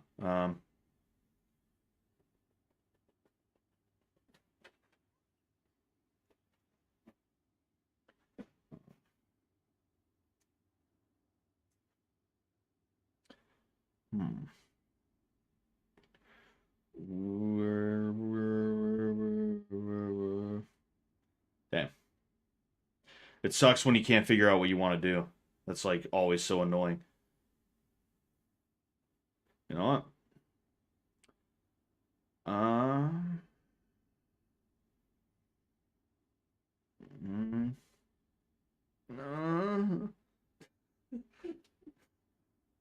just sitting here making noise. Just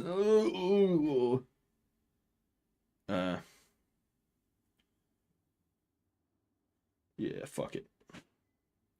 Fuck it.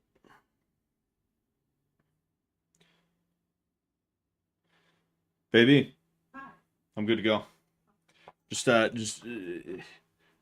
I don't think there's any issues, but just double check to make sure we don't get that bullshit again. Because if that happens again, I'm gonna be mad. I'm gonna be like, what the fuck? Yo, what's going on, Cavalog? How have you been, man? Yeah, I'm doing all right. As all right as I can be, as we all are. My brain is so heavy, I'm crippled. I know your pain. I know your pain, Jenkum. I know your pain. Fuck him. Anyway, but yeah, so Affairs of a Wizard. I have received my new orders from Lucien Lechance. I must go to Leafrot Cave and kill a necromancer who has begun the process of transforming himself into a lich. A lich? I would assume that's a lich. This necromancer, Keladane, has not yet completed his metamorphosis, but is still incredibly powerful, possibly too powerful to kill if faced directly. I should search the cave for Keladane's writings and try to discover his weakness. Or I could just do what the fucking dude, the orc that I killed would do. Just fucking charge in there and just like a fucking screaming madman. Just, oh! Alright, Morahaim. One evening fair, as the sun was shining, to Kilkenny I did ride, I did meet with Captain Brady. Fucking, I'm watching this, a buddy of mine, he recommended I watch a series. It's called Say Nothing. It's about the IRA, and it's a pretty good series, but it's annoying because it's that modern day like rah rah women hold up half the sky bullshit, and apparently there's like it's based on a true story about these two sisters who they were IRA girls, and they did time in prison and shit like that. Oh. Anyway, oh wait, fuck, dude, damn, I just wasted a good arrow on that fucking guy, on that fucking thing. Whatever, I'm using dwarven arrows. Anyway, yeah, it's a really good show. It's a really good show, you know? And it's funny because like this is a show that's on Hulu. It's produced by FX and it's got Irish actors and actresses and you'll like I got curious and I looked up some of the actors and actresses and like one of them, right? I'll be honest with you. There's two girls that are the main characters. I might have followed the one that I consider to be the cuter one on Instagram. I might have done that. Maybe potentially, but fucking like I'm looking up these actors and actresses and like they have less than like 10,000 followers on Instagram. It's such a funny thought. Like this is a series that I would highly recommend to you guys. There's no way it's not going to be a hit series if it's not already. And I don't know if there's just one season and then that's it. I don't know if they're going to set up for another season or something like that. I have no clue what's going on, you know. I'd be surprised if I'm not three-quarters of the way through it at this point. But like really good series and it's just so funny to see there's these people who like again like less than 10,000 followers on Instagram and no Twitter, but she's like a famous actress in Ireland. It's like the country's so small, the population is so small that it's like a famous actor or actress is just like, yeah, yeah, you know. Like I know people in the jujitsu world who nobody would ever fucking know. You would never see these people and they have like 10 times more followers. It's just it's a funny thought. It's a funny thought, you know.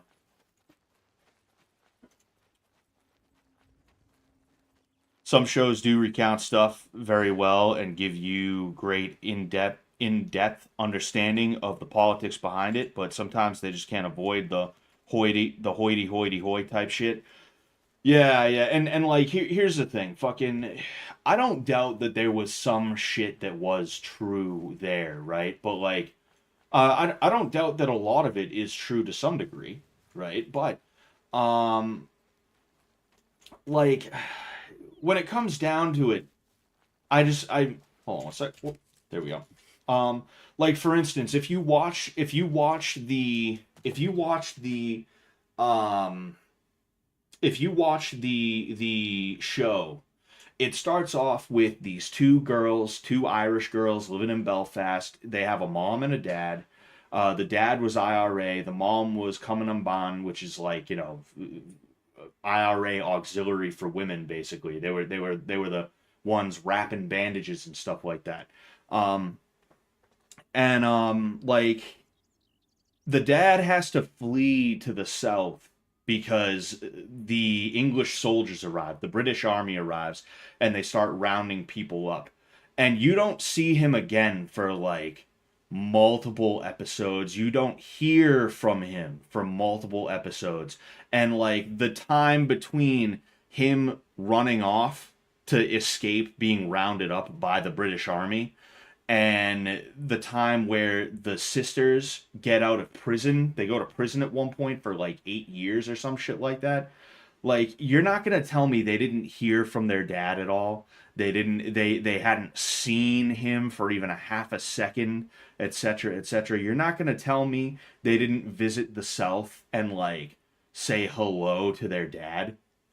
But they purposefully don't let you know anything about that. They purposefully, and I haven't read the book, but like it's just it's not possible. I don't believe you could not tell me that's the case. I wouldn't believe you if you told me that. But they don't make any mention of that. They don't do or say anything. They don't even like you almost forget the dad even exists at one point. There's a point where like they're talking to their mom in jail and they're like, "How's dad?" And she's like, "Oh, he's good. You know, he's just doing his committees and stuff like that because he is a high-ranking IRA guy." It was just such a weird thing. It was such a stupid thing to see that. And then on top of that, the only one who seems to be advocating for them, the only one who seems to be around for them is just their mom. And there's so many of those, "Oh, that's our mom." oh, that's our mom. She cares for us in the way only a woman could care, only a mother could care. Dad ran off. You know, it's like, holy fuck, man. That shit is ridiculous, you know? They also have a moment where like the mom secretly lets the daughter know, one of the daughters know, like, oh, I wanted to go to college, but they wouldn't fucking let me. They wouldn't let me go to college. And she's like, "Oh, you just fucking sat there for 20 years to while dad was talking about freeing the country and you just nodded along? What the hell?" It's like, "Yeah, what else was she going to do?" Fucking like what did you want her to do? You know? The country was in a state of fucking turmoil and she decided she was going to join the cause. What did you want? You know? It was just such a weird thing, you know. Uh, Matt Damon enjoyed his time here because no one really gave a shit about him. He was just a local. Oh yeah, you know, like we tend to care about our sports guys, right? And that doesn't mean that we don't give a fuck about like if there was a celebrity or something like that, you know.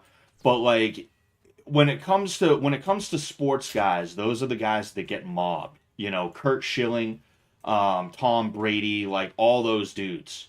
They just like they can't go anywhere. They can't go anywhere. They can go places, but it's still like really crazy to see them around and like they can't help but get like mobbed by people who are like, "Oh yes, can I have an autograph? You know, can I have a picture? Can I do this? Can I do that?" You know.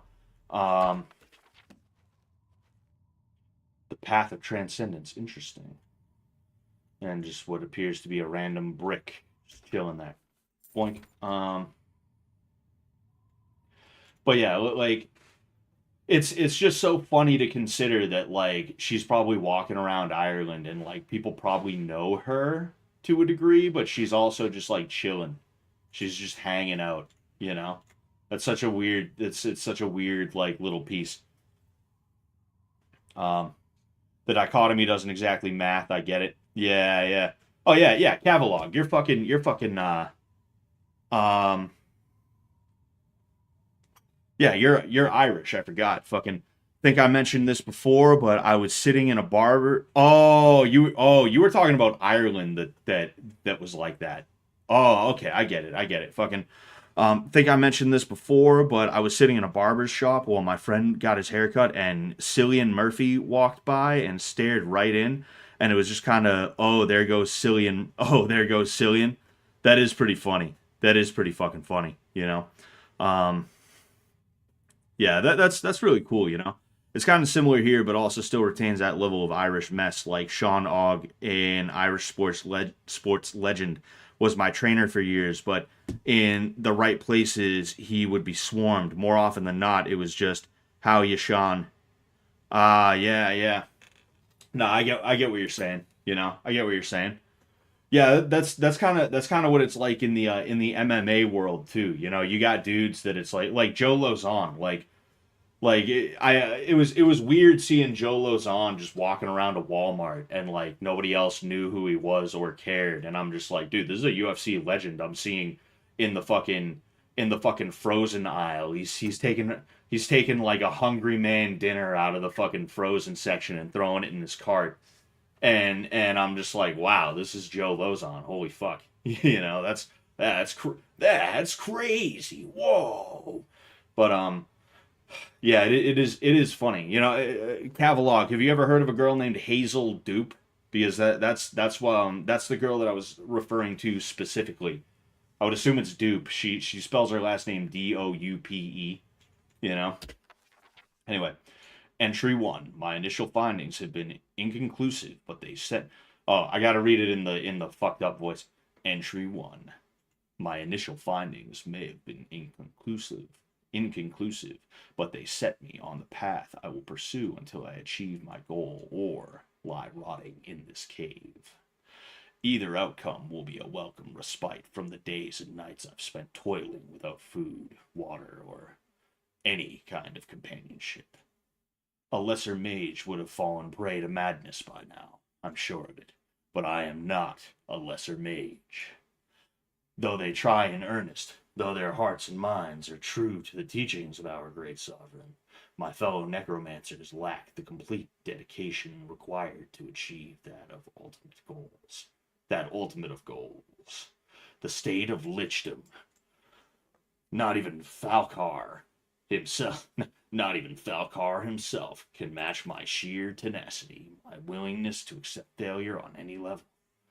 That's why Keledain, will soon join the ranks of the Worm Eremites, those servants favored by our sovereign above all others.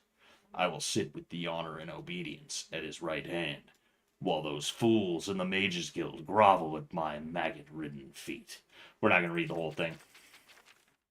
Fucking A. What's that, like 7 of them? I've discovered the journal of the necromancer Keledain. Keledain, I can't stand that name. It's such an annoying name to say. It appears he has used a magic hourglass called the Sands of Resolve to turn himself into a lich and extend his life indefinitely. The process is not yet complete, however, and the hourglass must remain on Keledain's person for some time as it contains his life force. If I could remove the Sands of Resolve from Keledain's possession, perhaps through pickpocketing, he would surely die. Well, in that case. Turns out that's them right there. He's just hanging out. He put it down for a second. He got tired of carrying it. Fuck him. I've heard of her. She was on something on FX or something. I'm sure. Yeah. That's what I was talking about. That show Say Nothing. She was like the supporting actress to the other woman. I forget what the other woman's name is. You know. No, they're both cute. But there's something about a girl with black hair and blue eyes. Like I love black hair. I'm such a sucker for black hair. My wife has black hair, and I absolutely love just like looking at it and shit like that, you know. But yeah, like black hair and blue eyes. I was just like, man, that's one cute chick. That's one cute bitch. That bitch is cute, you know. And yeah, I got curious because it's like, oh shit, that's him. Hey, you wanna like fuck off? Thanks. Oh, got him. That's the best you can do? Nope. Oh, damn. Damn, I got him. Okay. I didn't think I thought I had to take the fucking hourglass from him. Keledain is dead. I must pick up my reward and next contract at the dead drop located in an old sack hidden in the bushes beneath the great oak in the city of Coral. Oh, there they are. Only 5 though. I'm all set.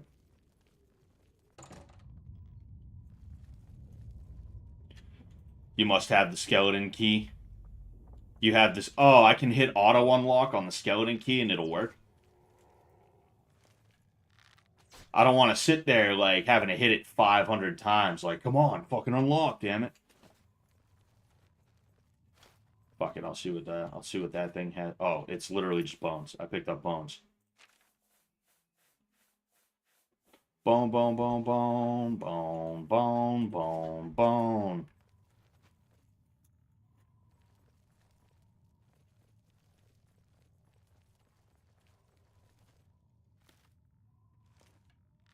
Right in the butt. Right between them cheeks. Yes, sir. What's going on, holy clown fuckerus?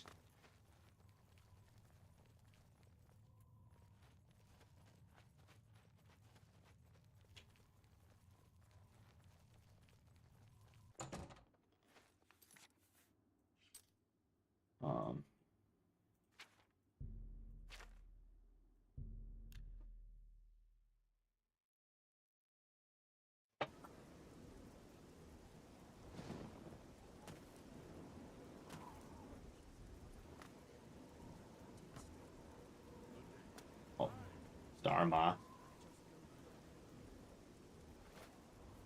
Dead drop orders too. Gold. I picked up my reward and received my next contract. Next of kin. I have received my orders from Lucian LeChance.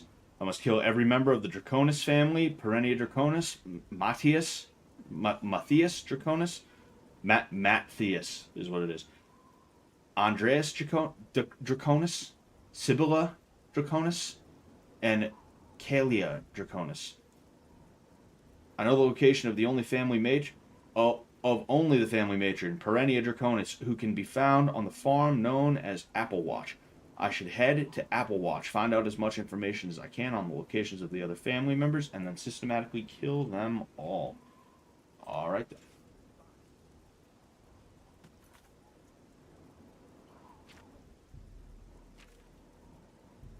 Oh no, fucking Cloud Ruler Temple.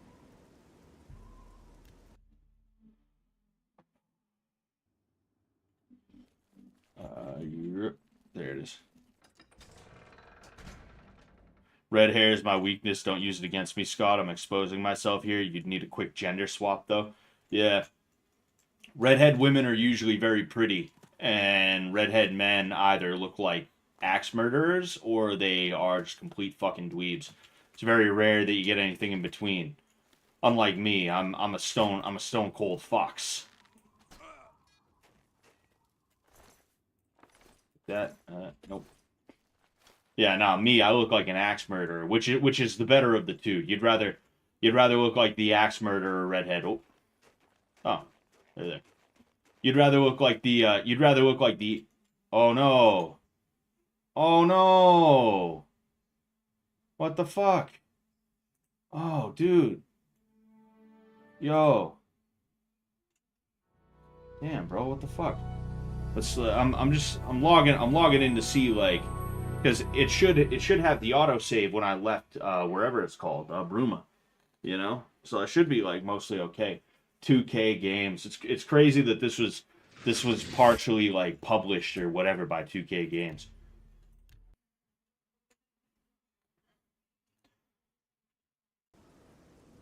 Oh.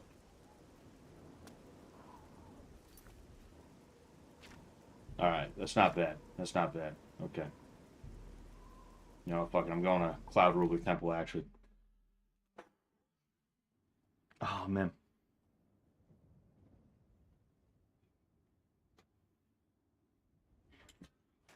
Oh, oh, oh.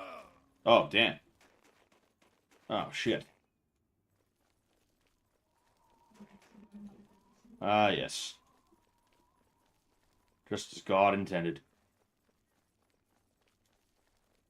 Yeah, it's definitely better to look like the axe murderer Ginger than it is the dweeb Ginger, because you'll find out that a lot of people in this world, you know, a lot of people in this world, they're just looking for a victim.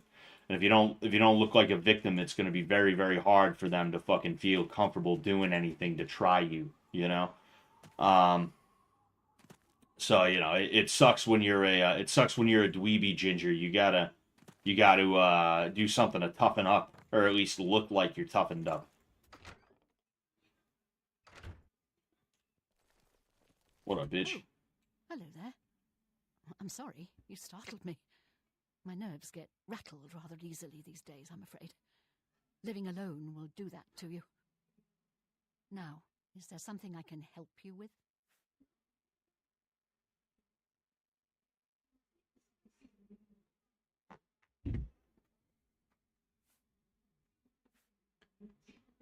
I'm looking for your children. My children? Whatever for? Oh dear. Excuse an old woman's stupidity. You're here to pick up my gift list. Using your gift service was the smartest thing I've ever done. My children are spread across Cyrodiil, and it's so hard to shop for them all. So here's the list of all my precious little ones, though I dare say they're not so little anymore. They grow up so fast, I swear. You'll notice that the list gives each child's location and some suggestions for gifts. Oh, and here's the gold I'm supposed to give you. Now please go. Those children are so dear to me, and I'd really like you to get them something special. Thanks again. Oh, boy. Draconis gift list added. I'm just curious what the gift list says. Yep. Yeah. Talos Plaza District, Imperial City. Was a rough and tumble lad. At least the last I'd heard, he'd fallen in with some pretty tough characters there in the Imperial City. A nice cuirass. Nothing too light, iron or steel.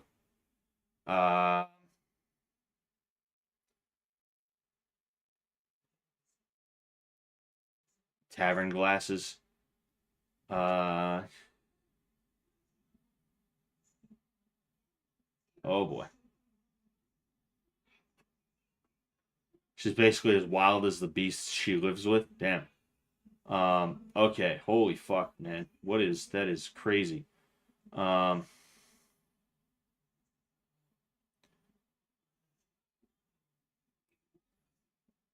largest fur blankets. Okay.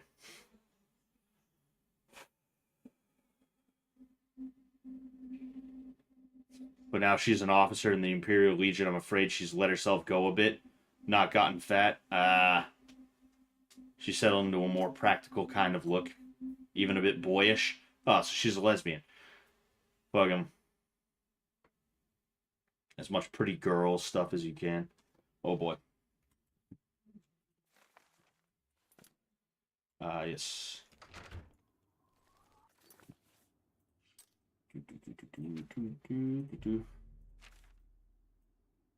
Eh.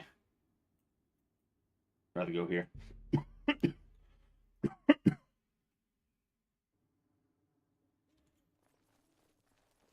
CK now claims that she pegged Brian.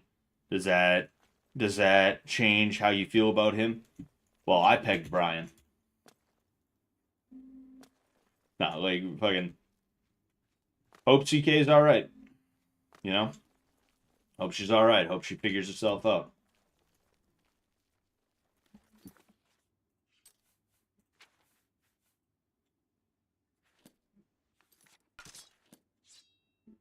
Yes. Oh, wait. Auto attempt.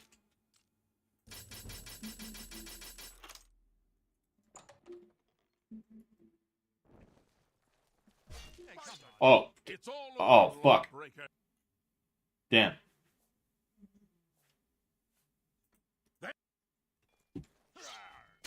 Oh, that's alright. I got him.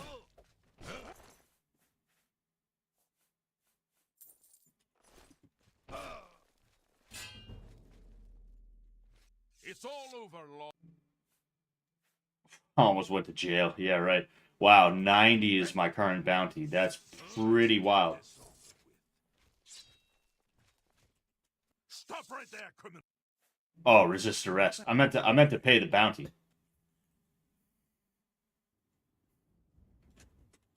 Yes, master. You need me?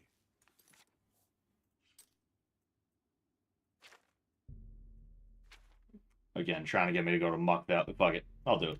Who cares?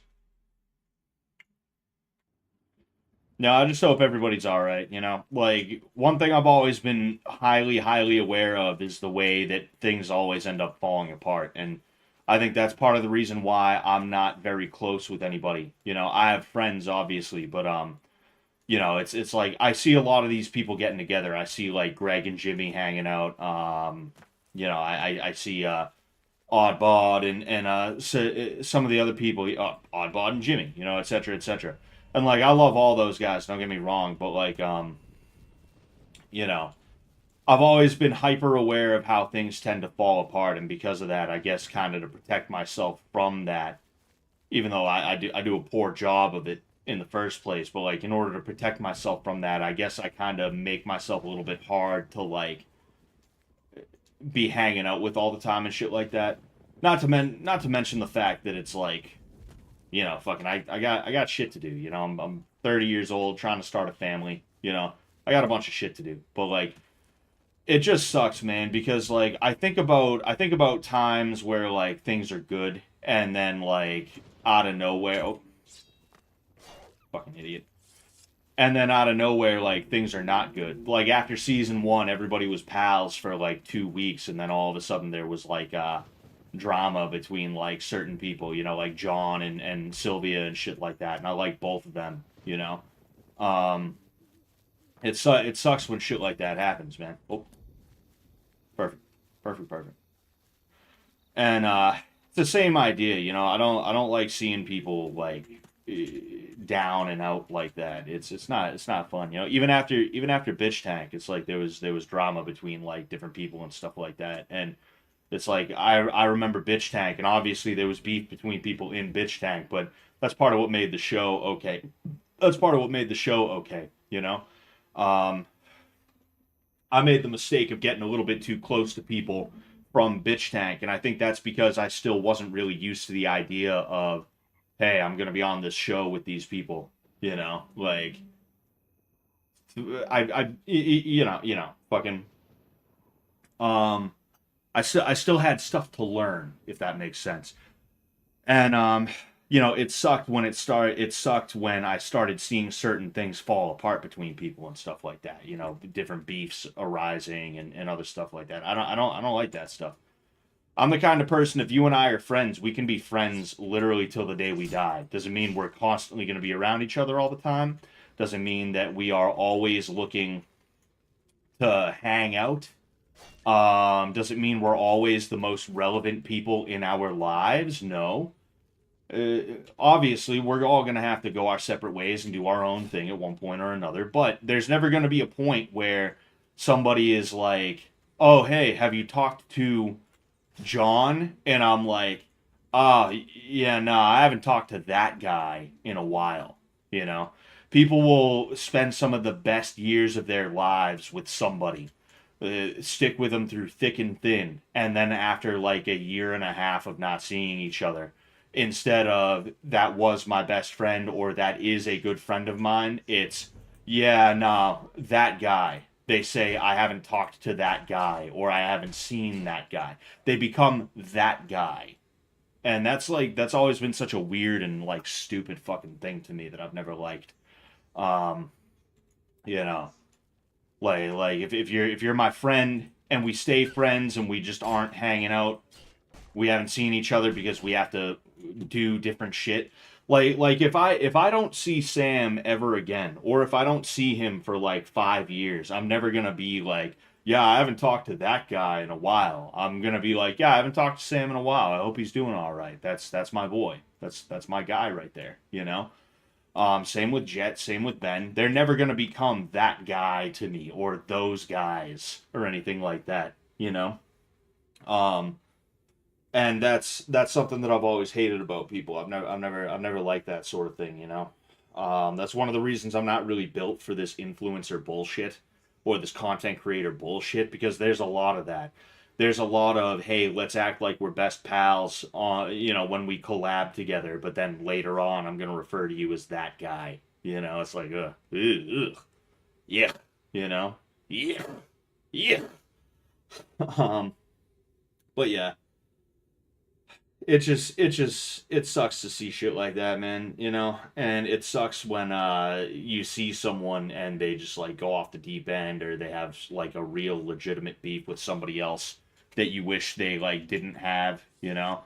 um and it sucks when it happens with you, you know. Like I'll tell you guys a story. Fucking oh yeah, I was supposed to kill this person.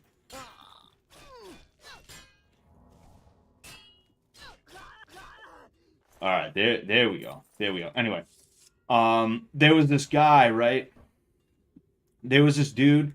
I met him probably about 10 years ago. He came to my gym. He started coming there like every other week and stuff like that. He liked our Muay Thai instructor, and he had a little bit of experience with the gym that my coach came from. So that's how he figured out about us. And this was a good dude. I had his back. I thought he had mine and shit like that. And like it was all good. Now, naturally, things change, right? I have to move on. He has to move on. But, like, I still think, oh, this dude's my boy. When I think about him, I think my friend Joey. We'll call him Joey. Um, Recently, my guy from my gym, right? The guy that I trained for a fight, I'm trying to get him in a room full of killers because we don't have a lot of those in my gym right now, if I'm being honest with you. And I wanted to get him a little bit of training with my friend Joey's coach because I've trained with Joey's coach, right? I consider him to be someone else that I highly, highly respect. And I would consider him to be another one of my coaches. I haven't seen this guy in a long ass time, but the amount of respect and love that I have for these guys over there, it runs that deep, you know, because we were in the trenches together. We were fighting at the same time. We were doing our thing together. Blood, sweat, and tears, all that shit, blah, blah, blah. And I'm not saying he like betrayed me or anything like that, but basically the way I view things is any friend of Joey's is a friend of mine. This girl is fighting out of their gym. I'm like, oh shit, they got more fighters. That's cool. I already follow a couple of other guys that I trained with a few times years ago. I guess I'll follow this chick. She follows me back. She starts checking all of my shit every single day whenever I post a story. And it's in the middle of Bitch Tank. Now I think, oh, we're looking for people for Bitch Tank. You know what I might do? I might just hit this chick up because I mean, you know, fucking, I don't know, like maybe she'll be interested. I hit her up and I'm like, hey, I know this is really weird. You and I don't actually talk, but like I'm cool with Joey and Joey's coach. I mentioned him by name. I know this is really weird, you know, but like I'm a part of a reality show. We're looking for women to be a part of that reality show. Would you like to be a part of it? And she didn't answer me. And then I think I hit her up again for another reason. Again, this is a woman who followed me back and was like religiously checking all of my shit. And she knows that I know her coaches because at this point, Joey is one of her coaches. And she was just really fucking rude to me. So that happens. And then like a month and a half, 2 months later, yeah, like a month and a half, 2 months, maybe even 3 months later, my guy is getting ready to fight. And I'm like, oh, I know what you need. You need to be around Joey and Joey's coach. We're going to bring you there. You know, I'll be training too. Don't get me wrong. But, you know, we want to get you that training. Damn. Fucking, anyway, we want to get you that training, bottom line. So we're going to bring you there. I hit up Joey. And I'm like, yo, dude, I want to bring my guy down there. That's cool, right? I'm just going to warn you, I did have it out in the DMs with this girl. Fucking, she was kind of rude to me. It's all good on my end. I don't know how she's going to feel about it. And without trying to talk to her, without talking her down, without being like, yo, that's my boy. I've known him for a decade now. He's all good. Like, believe me. You know, he's a good dude. He wasn't trying to be a weirdo or anything like that. He asked you if you wanted to be on a reality show that would have put you in front of thousands of people.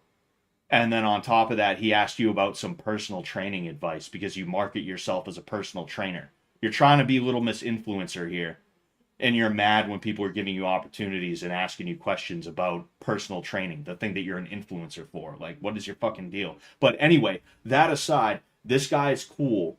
Don't be mean to him. He's an all right guy. You're going to like him. Instead of doing that, he's like, oh, well, if that's what's going on, then please don't come, dude. He literally said that. And that was a moment where it was like, it's not like I was like, dude, what the fuck, bro? But it was a moment where I was like, all right, okay. I thought we were boys, bro. I thought we were like legit boys, you know? Where it's like, hey, we're all adults here. You got to do your thing. I got to do mine. But like, if we ever come back together, we're picking up where we left off. I guess not.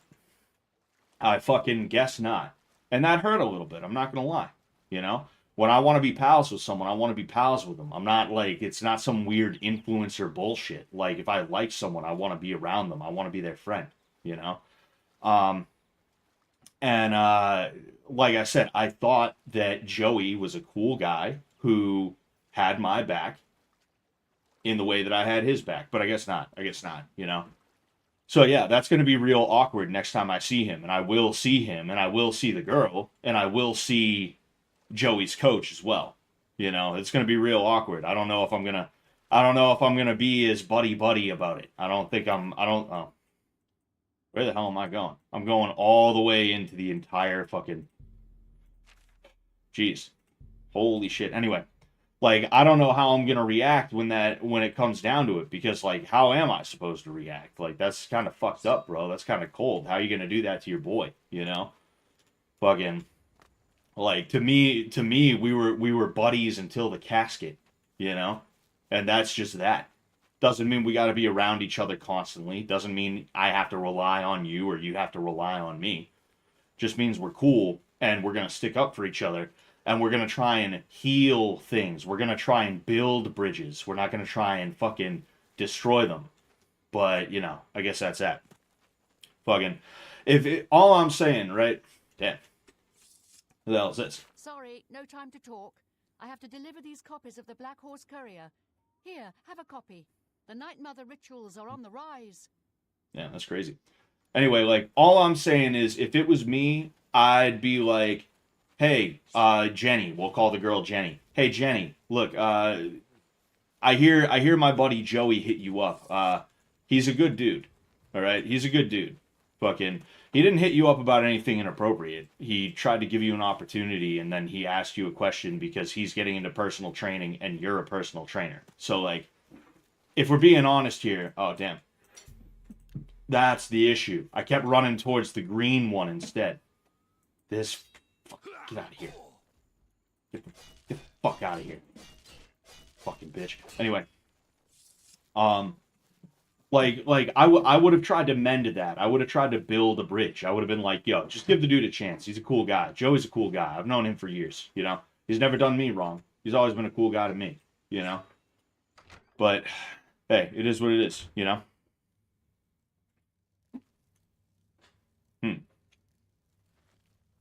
Well, excuse me. Just, you know. Oh no! Oh damn it! You got me. Fuck.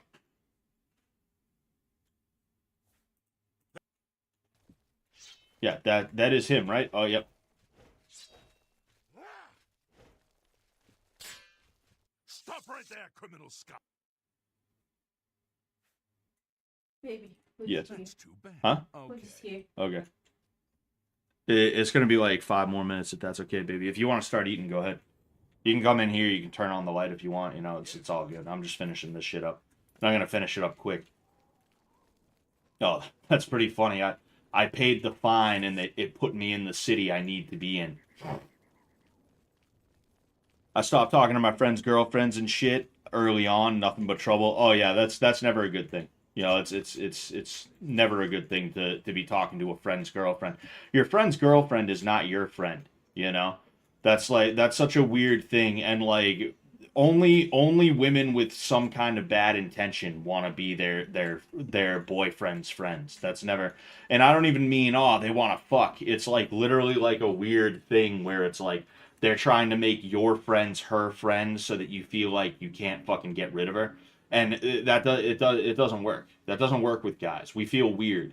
I don't want to get a text from my friend's girlfriend. I'm all set on that. I don't even want to get a text from my friend's wife. I'll deal with my friend. If you have something to say to me, you tell your husband and he'll tell me. And then I'll reply. You know, I'm all set, thanks. I'm all good, you know? That's such a weird fucking thing, you know?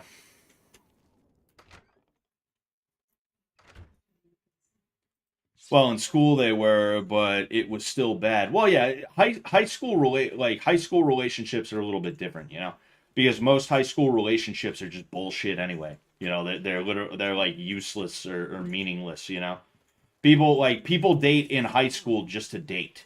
You know. Oh, forgot. Damn, my fucking skill is 99 now. That's crazy. Gee, a cutie. I'm gonna kill this bitch. Hey, come on now! By the Stop! You violated the... That's funny. That's funny as hell.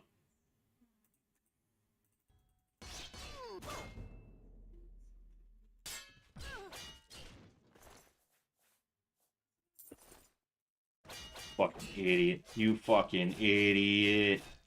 Anywho. It's funny that she has that same thing where she's like, stop, you violated the law. Now I need to go back to Perennia Draconis.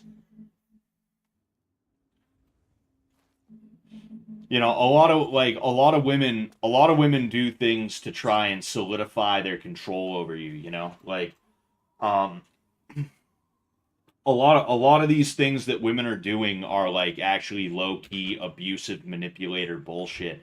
But we just kind of let it happen because, you know, people don't think women can be abusers.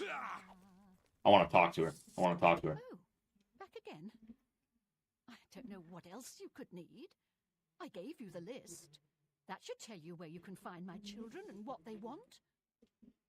Now please, make sure my gifts get to the children. I'm counting on you. Oh, I figured I could like. By the gods, there's a psychopath on the loose. Oh damn! Oh damn! She's running. Oh fuck, dude, she's out of here. By the gods, there's a psychopath on the loose. Oh damn! I got her. I got her. She a hoe. Anyway. Aw, poor Jake. Every member of the Draconis family has been killed. I must pick up my reward and next contract at the Dead Drop, located in the Stone Well in the Castle Skingrad courtyard. Yeah, like, people talk about incels and shit like that, but those are, like, the most extreme of dudes that, like, can't get laid, you know? That's really what it is. And you can say whatever the hell you want about the incels, fine, whatever. But, like, women, their regular girl podcasts are, like, yeah, so like men are like actually really easy to please. They're easy to please creatures. They're simple creatures and they say shit like that and they don't realize how demeaning that sounds, you know? I'm not a human being, I'm a creature. I'm a creature is what I am, you know? Human being with humanity, thoughts, feelings. No.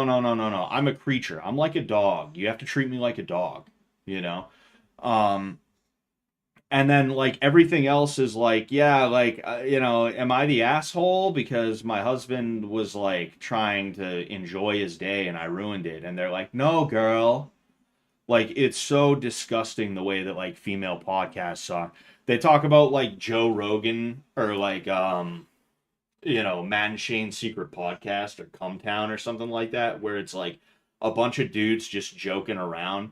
Meanwhile, on their podcasts, they're having unironic conversations about how to like trap men and how to like treat them like dog shit and stuff like that, you know? And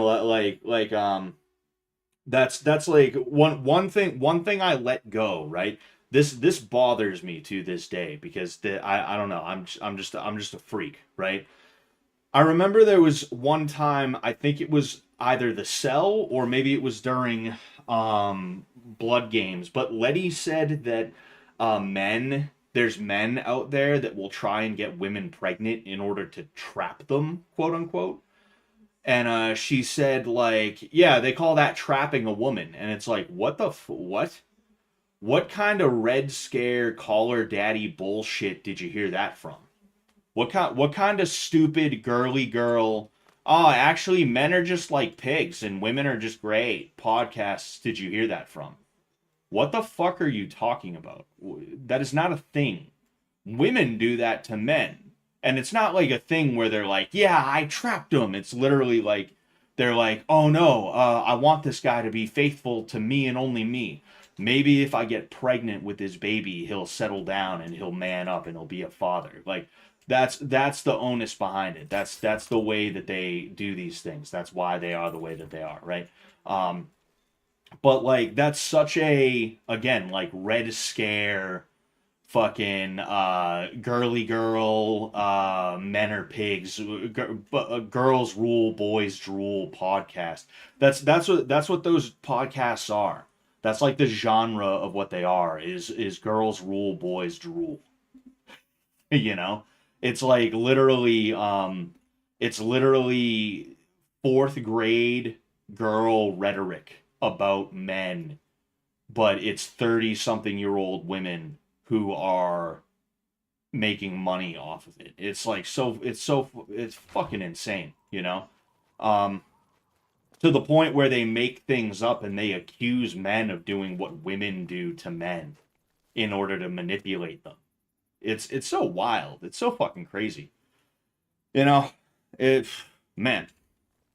Oh, hold on. Who the hell is this? Who the hell is that? Huh? Oh, is that a that's a forester. That's a forester, I'm pretty sure. I'm just curious though. I want to chase him down. You know, and I don't think Letty's stupid either. Letty's like a pretty intelligent girl. You know, but it's just like it doesn't matter how intelligent you are. If you want to believe if you want to believe something, you're going to believe it regardless of whether it's true or not. And it doesn't matter how preposterous it is. If you feel a certain type of way, you're going to allow yourself to believe whatever it is somebody is trying to say. Including things that are just like not true at all. You know? It is what it is. Hi. Oh. I took this thing out so I can't even hear the guy. I'll take any stolen goods you have. The next move is yours. Pay your fine, or I'll haul you away. Here's the procedure. We go to the castle. Yeah. I've done this like 3 times in the last 24 hours. Good day. I'm What? Logan, herald to Countess Narina Carvane here in Bruma. She requests your company at your earliest convenience. Nice. Countess Carvane would prefer if you speak to her in person. She also said to present you with this stipend as a taste of things to come. She wants a gigolo. From 8 in the morning until 6 in the evening each day. That would be the best time to see her. All right. Safe journey, my lord. Why is Bragro Barg always in front of these things? He is always in front of whatever castle you get taken to when you break a law. It's why. He is literally always there. I'm gonna save a couple of times, then it's about time to hit that dusty trail. But oh geez, I didn't even mean to do that. I meant to exit the game altogether. Oh. Excuse me. All these rare, insane male behaviors and beliefs are practiced and held by like 30% of women. Oh yeah, and probably even more than 30% of women. I'll be honest with you. Like I'd say it's probably closer to like between 40 and 60 at least 40 and 60. Women today are taught not to view men as human beings, and they don't realize that because not viewing men as human beings is part of their baseline. It's part of the baseline behavior. It has become so normalized that they don't think they're doing something wrong by treating men the way that they do. And it's just a fact of it's just a fact of life, the way that they operate, the way that they do things. It sucks. Really fucking sucks, but hey, it is what it is. It is what it is. You know, you gotta be careful there. Yeah, it's just fucking A, dude. You know. Anyway, I don't consider the Elder Scrolls a real RPG game. I don't know. Anyway. Yeah, I gotta get going. I will catch you guys later. All right. Thank you guys so much for coming out. I will see you most likely Wednesday. If I can stream before then, I will. But I will be here pretty much like Wednesday night around 9 p.m. EST. And then Friday night, 9 p.m. EST as well. I'm going to try to make sure I start thinking about different things that I can do for Friday streams to make them a little bit special again. Maybe another Jeopardy stream, maybe a cooking stream, something like that. We'll figure it out. But thank you guys. Thank you so much. I love you guys. Peace out.